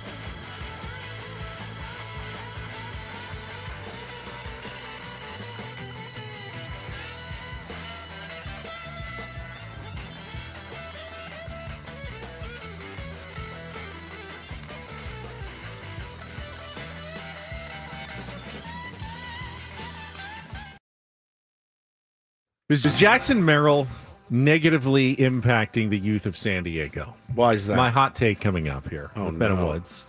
Got a round of report coming up as well. Before I get to my hot take, I do want to remind everybody you can grab your clubs and join us out on Monday at the 4th Annual Salute to Heroes Charity Golf Tournament. It's at Loma Santa Fe Country Club. Paulie and I are going to be broadcasting live out there. You can enjoy a day of golf, food, prizes, and camaraderie, all to honor local heroes and support veterans programs. Register today at San Diego Social Leagues.org. There are going to be plenty of celebrities in attendance, including former Padre Greg Vaughn, Arabian Prince from NWA, former NBA star Olden Polynice, and boxer Zab Judah, among others. And we'll be interviewing some of them. I will be missing my you guys. colleague Steve Liu, our design director at Channel 10, said, any chance I can give you a record for Arabian Prince to sign Absolutely. at the golf tournament? I said, I can certainly try. So you're now San Diego's concierge since I'm always on vacation. Apparently. Yeah. The mantle is being passed to me. I had to concierge it when I was in Manchester. You know, our friend Aaron Hurwitz DM'd me and asked me, can you get me an Oasis jacket? I said, sure, I'll grab one for you. What size? What color? I got it. I'll be delivering it to him on Thursday. Oh, I'm playing down softball. I go, all right, I'll bring it over. Give me my 90 pounds back. And yeah, so I was concierging it up over in Manchester as well. All right, Caitlin asked, I don't want to wait any longer. What is it with Ben and his hot takes this week? Yeah, he's like Skip. Have you were like you turned into Skip Bayless since I left? Here's my Skip Bayless hot take. Jackson Merrill. Love him. A little too liberal with the eye black. all over his face, and now he's impacting your son. No, that's not a Taylor. Jackson Merrill thing. That was a Taylor thing. My wife. Do you have the picture, Paulie? I send you guys the picture. I saw it on social media put it up yesterday. So he was at baseball camp yesterday. Yeah, Padres camp. And Hannah said that it's the last time she'll be leaving the eye black in his bag. Bro, she left a stick of eye black. She left a 4-year-old alone with eye black in a baseball bag, and he went pulling it up. He went nuts and just started drawing like stripes all over his face. It's like a zebra. Yeah. The eye black is an interesting thing. Yeah, look at him. A big star on his left cheek. Look at him. And like a zebra stripes on his right cheek. Just clutching the Capri There's Sun. definitely going to be no glare involved for that kid Nope. at baseball camp. I'm like, bro, I think that's politically incorrect to do that. Also, I don't think you can. He's one more stripe away. From very problematic. Like Al Jolson over here. I'm like, what are you doing, dude? Like, I think we're about to see Jackson Merrill with about that level of eye black as well. It's on his chin. Like it's everywhere. It's in his hair. It's on his lips. Maybe on his teeth. All over the brim of his hat. Dude, I am dying. I am dying. Hannah said that to me. I go, what are you doing? What happened? She goes, my fault. I left it in there. I go, it's not your fault. It's his fault ultimately for taking that out and drawing it all over his face. But no, the eye black is a weird bit for me. I did it. I don't know. I've never known the purpose of it. It doesn't reduce. You can't see your own face from your eyes. It doesn't, in my opinion. It just looks cool. It doesn't do anything. But let's be honest. Let's come out with it, okay? Anytime I've worn eye black, it's so that I looked cool wearing it. And because I'm like, I'm playing a baseball game. Like if you're really worried about glare and the sun, wear sunglasses. Sunglasses they're work way better. exponentially better. Just do a little test. Look forward. Tell me how much of your own face you see and the glare that is bouncing off your own face. The glare comes from other places. I've never understood it. Face. Now, again, then you see like they do the one where they go across here and then go down. Like they go way down. Well, Jackson usually does a big triangle. The triangle, under yeah. his eyes. Hi, this is Jackson Merrill. So Matt Schwartz says Mythbusters did a baseball episode. They were able to confirm that it helps. That's crazy to me. That is crazy to me. Goose says some people have chunky cheeks. They do. Glares off the cheeks. I don't know. I have to get really chunky cheeks to be able to see my own I've cheeks. got fairly chunky. I can't see my own cheeks. If it's bright and you're squinting, you can get the maybe. chubby Yeah, cheeks, you get but your cheeks. You know how you not squint? You wear sunglasses. Sunglasses are just better. They're just better. It's just a better. It works. It's better than the eye black, but it doesn't look. It does look hard ass. It looks badass when they wear it. I've never liked anything superfluous. I just want the straight stripe across. My wife was doing cat whiskers on the kids. I was all right, it's enough. Let's go straight across. I remember when I was younger, a little older than Taylor, everybody had playing baseball, the fighting necklaces. Oh, yeah. Fighting, P-H-I-T-E-N. Yeah. And they're like, oh, it's supposed to help with circulation and breathing or something. We're like, oh, yeah, okay. And I had a bracelet. I had the necklace. I had all of it. How about now? Every kids, I imagine every little leaguer's got a sliding mitt. Oh, yeah. The sleeves, the elbow guards, they got it all. Our boss, Adam, says eye black is just a scam. Yes, big eye black is trying to get us to spend more money every year on eye black that is totally not necessary. I just think it looks cool. I do. I think it looks badass. And if I was a big leaguer, I'd wear it every game. Every game, and day, night, indoors. Like, buddy, you're inside. Yeah, but the lights, the glare. I just think it looks cool. I think it looks cool. I always glare have. has to bounce off something and hit you in the eye. Your fat cheek. It's bouncing out though. Maybe you're wearing it to protect other players from the glare off your face. Fat cheeks. Maybe that is why you wear the eye black. Adam Klug could, when he fills in for Paul, he can just eye black his forehead so the glare doesn't blind me like it usually does when Bald Reinfeld's in there. So he just colors in like the whole at the top, whole front end. And then our bright lights that we have in the studio. Now there's where the glare comes in. Ariel Bridge says, I remember passing the eye black around the dugout as a kid. 1,000%. I made the mistake as a little league coach of being at the game. Bo was there. Dad, can I have eye black? Done. So I leaned down, give him the stripe. 15 kids now in line. I'm like, come here we go, because they all want it. It does look cool. I never wanted it. I didn't like anything painted on my face. It made me feel uncomfortable. Yeah, So what we're saying is eye wash or eye black is eye wash. equals eye wash. I like it though. I still like it. I still think it looks cool. I think those guys look badass when they do it. Eye wash isn't always a bad thing. I love eye wash. Harold has admitted it really doesn't do anything. He says, I just wear it because I like to. Oh, it's so good. Yeah, the sliding mitt is a funny new bit, and especially in like Little League where they don't.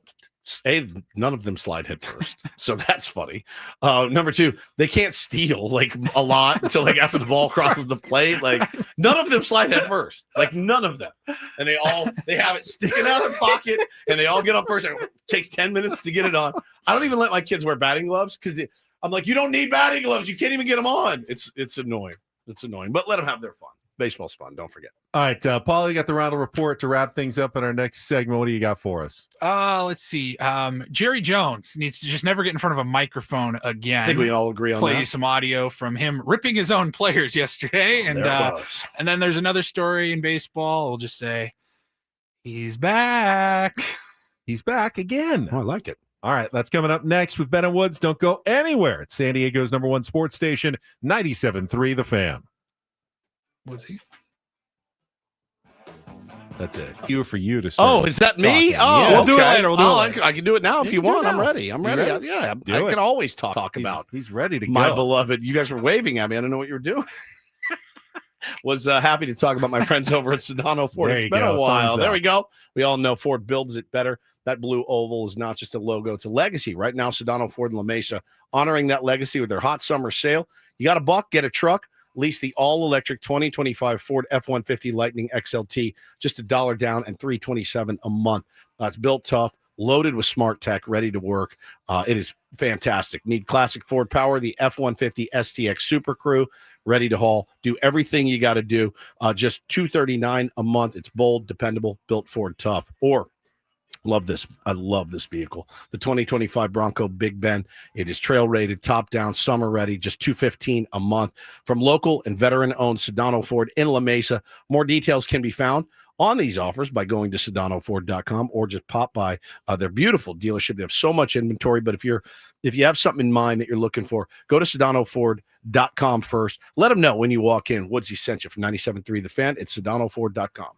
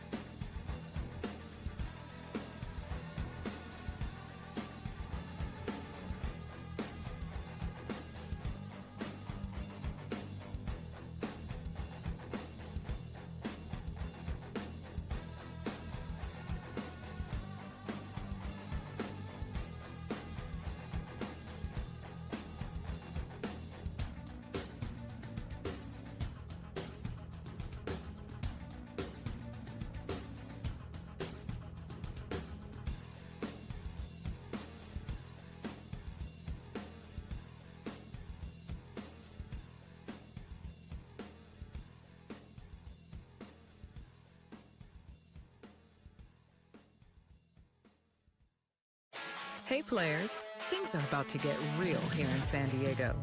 Introducing the all-new Hamul Casino Resort. With a 200-room hotel tower, exciting new eats and drinks, plenty of new places to play, and a luxe spa and salon. Hello, rooftop pool and deck. It's where players can play their hearts out and enjoy all the perks that come with it. It gets real this summer at the all-new Hamul Casino Resort, the players' place.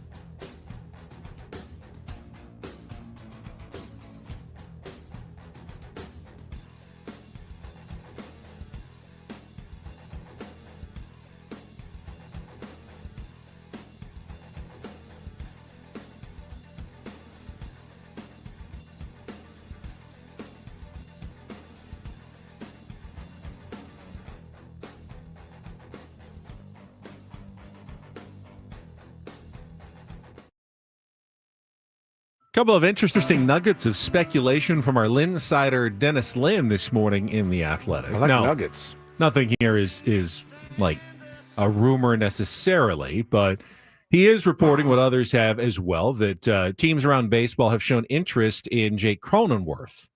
Now, that doesn't mean the Padres have any interest in trading Jake Cronenworth, but he's playing well and is viewed as a potential valuable commodity by other teams. Now, if you traded Jake Cronenworth, he points out you could move Gavin Sheets to first and Luis Arraez back out to second, but you'd still need to acquire a left fielder and a designated hitter in that situation. So you're just kind of taking away from one weakness and having to fill another spot. Now, he also points out that Jason Adam is someone who the Padres could make the closer next season if Robert Suarez opts out of his deal, but is also potentially a trade candidate. If not now, then maybe at the end of the year when he has 1 year left of eligibility, as the Padres could turn to younger guys like David Morgan, Eduardo Nunez, Francis Pena, and Tyson Neighbors coming up for more bullpen support and cash in on a very high-value commodity, Jason Adam, before he becomes a free agent in 2027. It's a player option for Robert Suarez, right? Like it is a player option. Expect him He's to gonna opt out. Yeah. Yes. You can't trade him. You could trade him as a rental. You can trade him now. As a rental, but in the offseason, I would fully expect him to opt out and try to get another guaranteed free agent deal from someone. Probably not the San Diego Padres, who aren't going to want to spend a ton on pitching in free agency when they already have a fairly strong bullpen coming back with some young guys and good arms that they can add to from within. I mean, there's people, there were people saying before the season, trade Robert Suarez. There was some value there. There is some value there. He's leading MLB in saves right now. ERA is a little bit high, but he's had a couple of bad outings. It takes a while to whittle it down. Like 2. Yeah. That's about it. It only takes 2 to balloon your ERA. It takes 10 to whittle it down to where you want it to be. And you're going to be in, 37 games. Much rather you have 35 really good ones and 2 horrendous ones than 20 good ones and 17 so-so ones. Yeah. I mean, closer, if you're going to blow up, just blow up big and then be perfect the rest of the time, which is what he's done. Well, listen, and again, it's all about what the other team needs as well. I'm trying to picture the team that wants to trade for Jake Cronenworth. That's like, not saying he's not valuable. I love Croney. What team wants to trade for Jake Cronenworth that the Padres would go, oh yeah, we don't need him. Like we're as in it as anybody else on the planet right now. I don't think you move Jake Cronenworth. I don't think you move Robert Suarez right now. I don't think we're in that position to be unloading guys that are helping us win baseball games on a daily basis. I know that it's out there. I know that it's possible. I know that you can buy and sell at the same time. For me, I don't know, man. I don't look at it and say, oh, yeah, that could make us better immediately. And one final note here from Dennis before we get to the Roundel Report. He throws in an idea that not just from the Padres, but around baseball, is that days out of it, a team may try to acquire Mason Miller, the closer, but then convert him next offseason to try to become a starter, which is where he started. He said, might Preller be bold enough to be that guy who acquires Mason Miller, adds to his strength in the bullpen for the next 2 months, and then tries to make him a starting pitcher next year? The price tag obviously would be huge, extravagant to acquire Mason Miller. We don't have extravagant pieces that I think they're willing to move other than one. Ethan Salad, nobody's trading for him. He's got a stress fracture in his back. He might. I mean, the Nationals traded for Mackenzie Gore when he was hurt, and he got well and he became an all-star for them. It's fair enough. He was on the major league team. He had pitched in the majors before he had been traded, for sure. So I don't know. It remains. It's going to be an excruciating 9 days, is what I'm saying. All right, that's the latest from Dennis Lynn. Paulie going to hit some stories that we didn't get to in our Roundel Report right after our last check of traffic here on 97.3 The Fan. From the 855 Get Ross Traffic Center, protecting San Diego after accidents or injury, here's Kelly Danick. Got a crash on the coastline of Clearing State, southbound 5 just past Leucadia. Southbound 805 near the 8. There is some sort of metal debris in middle lanes. Then further down near Home Avenue, collision involving a couple vehicles. No details as to whether that's blocking any lanes. I'm Kelly Danick with Ben and Wood, San Diego's #1 sports station, 97.3 The Fan. And get things started here with our today's edition of the Roundel Report. Now tuned into the greatest.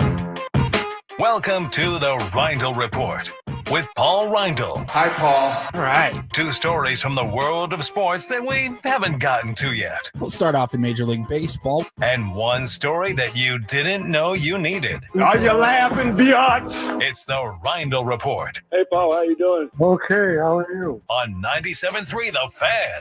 Are you ready to bless the mood? I need some help, please. That was good. Can I get a oh yeah? All right. All right. All right. Happy Tuesday. Welcome back, Woodsy. Thank you. Let's get started here in Major League Baseball. Yeah, he's back, except he never really left. Rich Hill. Dick Mountain is back in Major League Baseball, 45 years old, and he will be getting the start against the Cubbies tonight for the Kansas City Royals. Now, he's been playing with their AAA team in Omaha, 4-4 with a 5.36 in 9 starts at Omaha. And I'm reading from ESPN here. When he takes the mound tonight, Rich Hill will tie Edwin Jackson for the most franchises played for in MLB history with 14. 14 teams. Damn near half. That's half the league almost.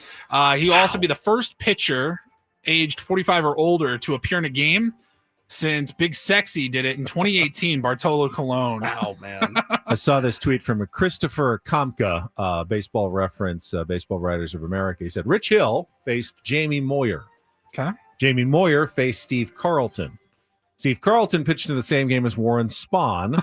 Warren Spahn faced Satchel Paige, and Satchel Paige was a teammate of Bill Gatewood, who was born in 1881. Oh, my God. 5 degrees of Kevin Bacon. From Bill Gatewood in 1881 to Rich Hill now starting today for the Royals. Who do they face tonight? Cubs. I mean, what are we talking here? Like 1 1/3, maybe like 1.2 innings. Look, and I'll say this: he's obviously you don't pitch that long without being an effective pitcher. We had him here; he was horrendous. It was the worst experiences of my baseball. life. He'll throw six shutout. His career, I got it right here. Yeah, 90 and 74 with a 4.01 ERA. Absolutely serviceable. Great career. Yeah, better than I actually would have thought. But I'm telling you, man, the Cubs woke up this morning and they are beating down Council's door to get in the lineup. I know he throws a nasty curveball, but man, if they go out and sit fastball, it's going to be what, 82, 83? I mean, if he can mix it up and change speeds, and those guys aren't fun to hit, for the big leaguers. They'd rather see velo. He's like 48. Yeah, he was disgusting. Like, it was not fun to face that guy because he just grandfather. He just twirled it, man. Yeah. But I'm telling you, like, they're probably chomping at the bit to get in there tonight. That's it for baseball. We'll switch over. It's almost NFL season. Training camp's getting underway here shortly, and that means Jerry Jones is going to be back in front of microphones and cameras. Is he about 82 now? I don't have his 82 years old. That's age. My guess. He's definitely in his 80s. No doubt about that. But he was asked about a variety of different 82. players. And in particular, he was asked about Micah Parsons, and he's looking for a nice big contract. And here is what old Jarrah had to say when asked about contract extensions and if he's going to sign Micah Parsons or not. Just because we sign him doesn't mean we're going to have him. He was hurt 6 games last year. Seriously. By the way, he was only 4 We've games. signed, I remember signing a player for the highest paid at the position in the league, and he got knocked out 2/3 of the year, Dak Prescott. Oh. So there's a lot of things you can think about when you, just as the player does, when you're thinking about committing and guaranteeing money. It's something that, like, he's not wrong. There's a risk in signing, 6-year contracts or something like that.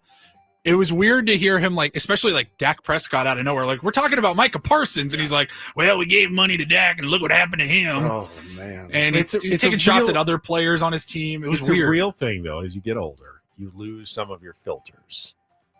And filters are important. Imagine me at 82. I know. Just yelling the C word everywhere I go. Filters are important when you're in a public setting and you're a public figure and you're running a multi-billion-dollar football team. The most valuable team. You can excuse it a little bit for being elderly at this point, but how many of us, out of our age, would want our grandpas running a major business? Spanking at that himself. age? Probably not that many. I don't have any grandpas left. No, nor do There I. it was. Glory hole. I never really had a grandpa. I'm sure Micah Parsons is elated to talk about his contract extension with the Dallas Cowboys. Yeah, he got hurt. I mean, guy got hurt, right? He missed games. It's football. It's very violent. The fact checking there when he was like, he missed 6 games. I'm like, he missed 4 games. In the NFL, that's significant. That is. It's 2 a games, quarter is a of the season huge, almost. Huge difference. And then just keep the Jerry audio coming though, throughout the season. During the season when he does his weekly with the radio station in Dallas. I don't know if he does it anymore. Remember he flipped out at him last year, threatening to get guys fired. fired. I'll get you fired. It was there's it no was like public- Tuesdays. There's no public relations team that would want to ever put an 82-year-old man out weekly doing media for anything. No. But At especially all. Jerry Jones. Yeah, no filter. How old is Mick Jagger? 75, maybe? I think he's older. 81. 81. Oh my God. I'd let Mick Jagger do I do. PR. I would Yeah, too. he's That's really weird, good. isn't it? How did Still he? How sharp. did he do this for so long? I'd let him manage the Cowboys. Yeah. He could probably do better. No doubt. All right. And then finally, it's kind of sports adjacent here, but got a story out of Maryland where a firefighter or a fire department, I guess, had to issue an apology on behalf of one of their firefighters Genius. for what he did to a group of little leaguers. No, it was high schoolers, I think. High schoolers. Yeah. They were playing a baseball game, getting ready to play a baseball game outside of the Silver Spring Tacoma Thunderbolts. That's the team. They had to cancel their game last Thursday due to a rainout. Except there was no rain in the forecast. And it was like a scene straight out of Bull Durham. Well, I can get us a rainout. So what happened was before the game, kids were taking batting practice, and they hit a ball over the fence that hit a man's car, his truck. A fireman's truck. It was a firefighter. He got upset and basically warned the kids, hey, everyone get off the field because when I come back here, I'm coming back with a fire hose and I'm going to flood the field. He was so mad. People caught video of it, and he has the giant ass fire hose just completely drenching Dousing the it, field. yeah. There he And is. he did not stop until the field was unplayable.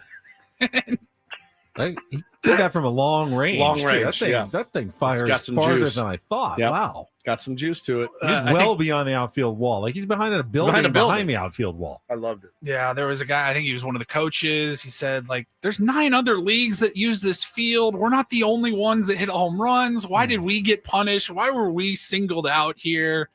And the fire department had to issue a statement and apologize to the league. I don't know why. I thought it was really funny. It's really good. He was very extreme. He probably didn't need to do that. He probably shouldn't have done it. He parked behind a fence at a baseball field. Yeah. That's kind of on him. I mean, there's got to be some sort of regulation against using fire hydrants and fire hoses for your own personal edification. It's like the guy. That's just wrong. It's like the guy that got mad at me on the golf course. I shanked one into his backyard. Remember that? Like I almost killed this guy. I was at the GOAT this weekend playing, and I was paired with these guys I didn't know, and one of them hit one across the street on 18. Yeah. And I didn't. I hit one down the left side of the fairway. I'm walking by. The other guy hit another one way to the right, his second ball. The guy in the house across the street is screaming at me, "Get a lesson! Get a lesson!" And I'm going like, "Wasn't me. I don't hit the ball out of bounds. Wasn't me. He thought it was me." It's one of those things. Well, it's one of those things. It's like, but he lives right on a golf course. You live on a golf course. Get some golf balls. Balls are going to be flying near. The guy was in his backyard, and I shanked one bad.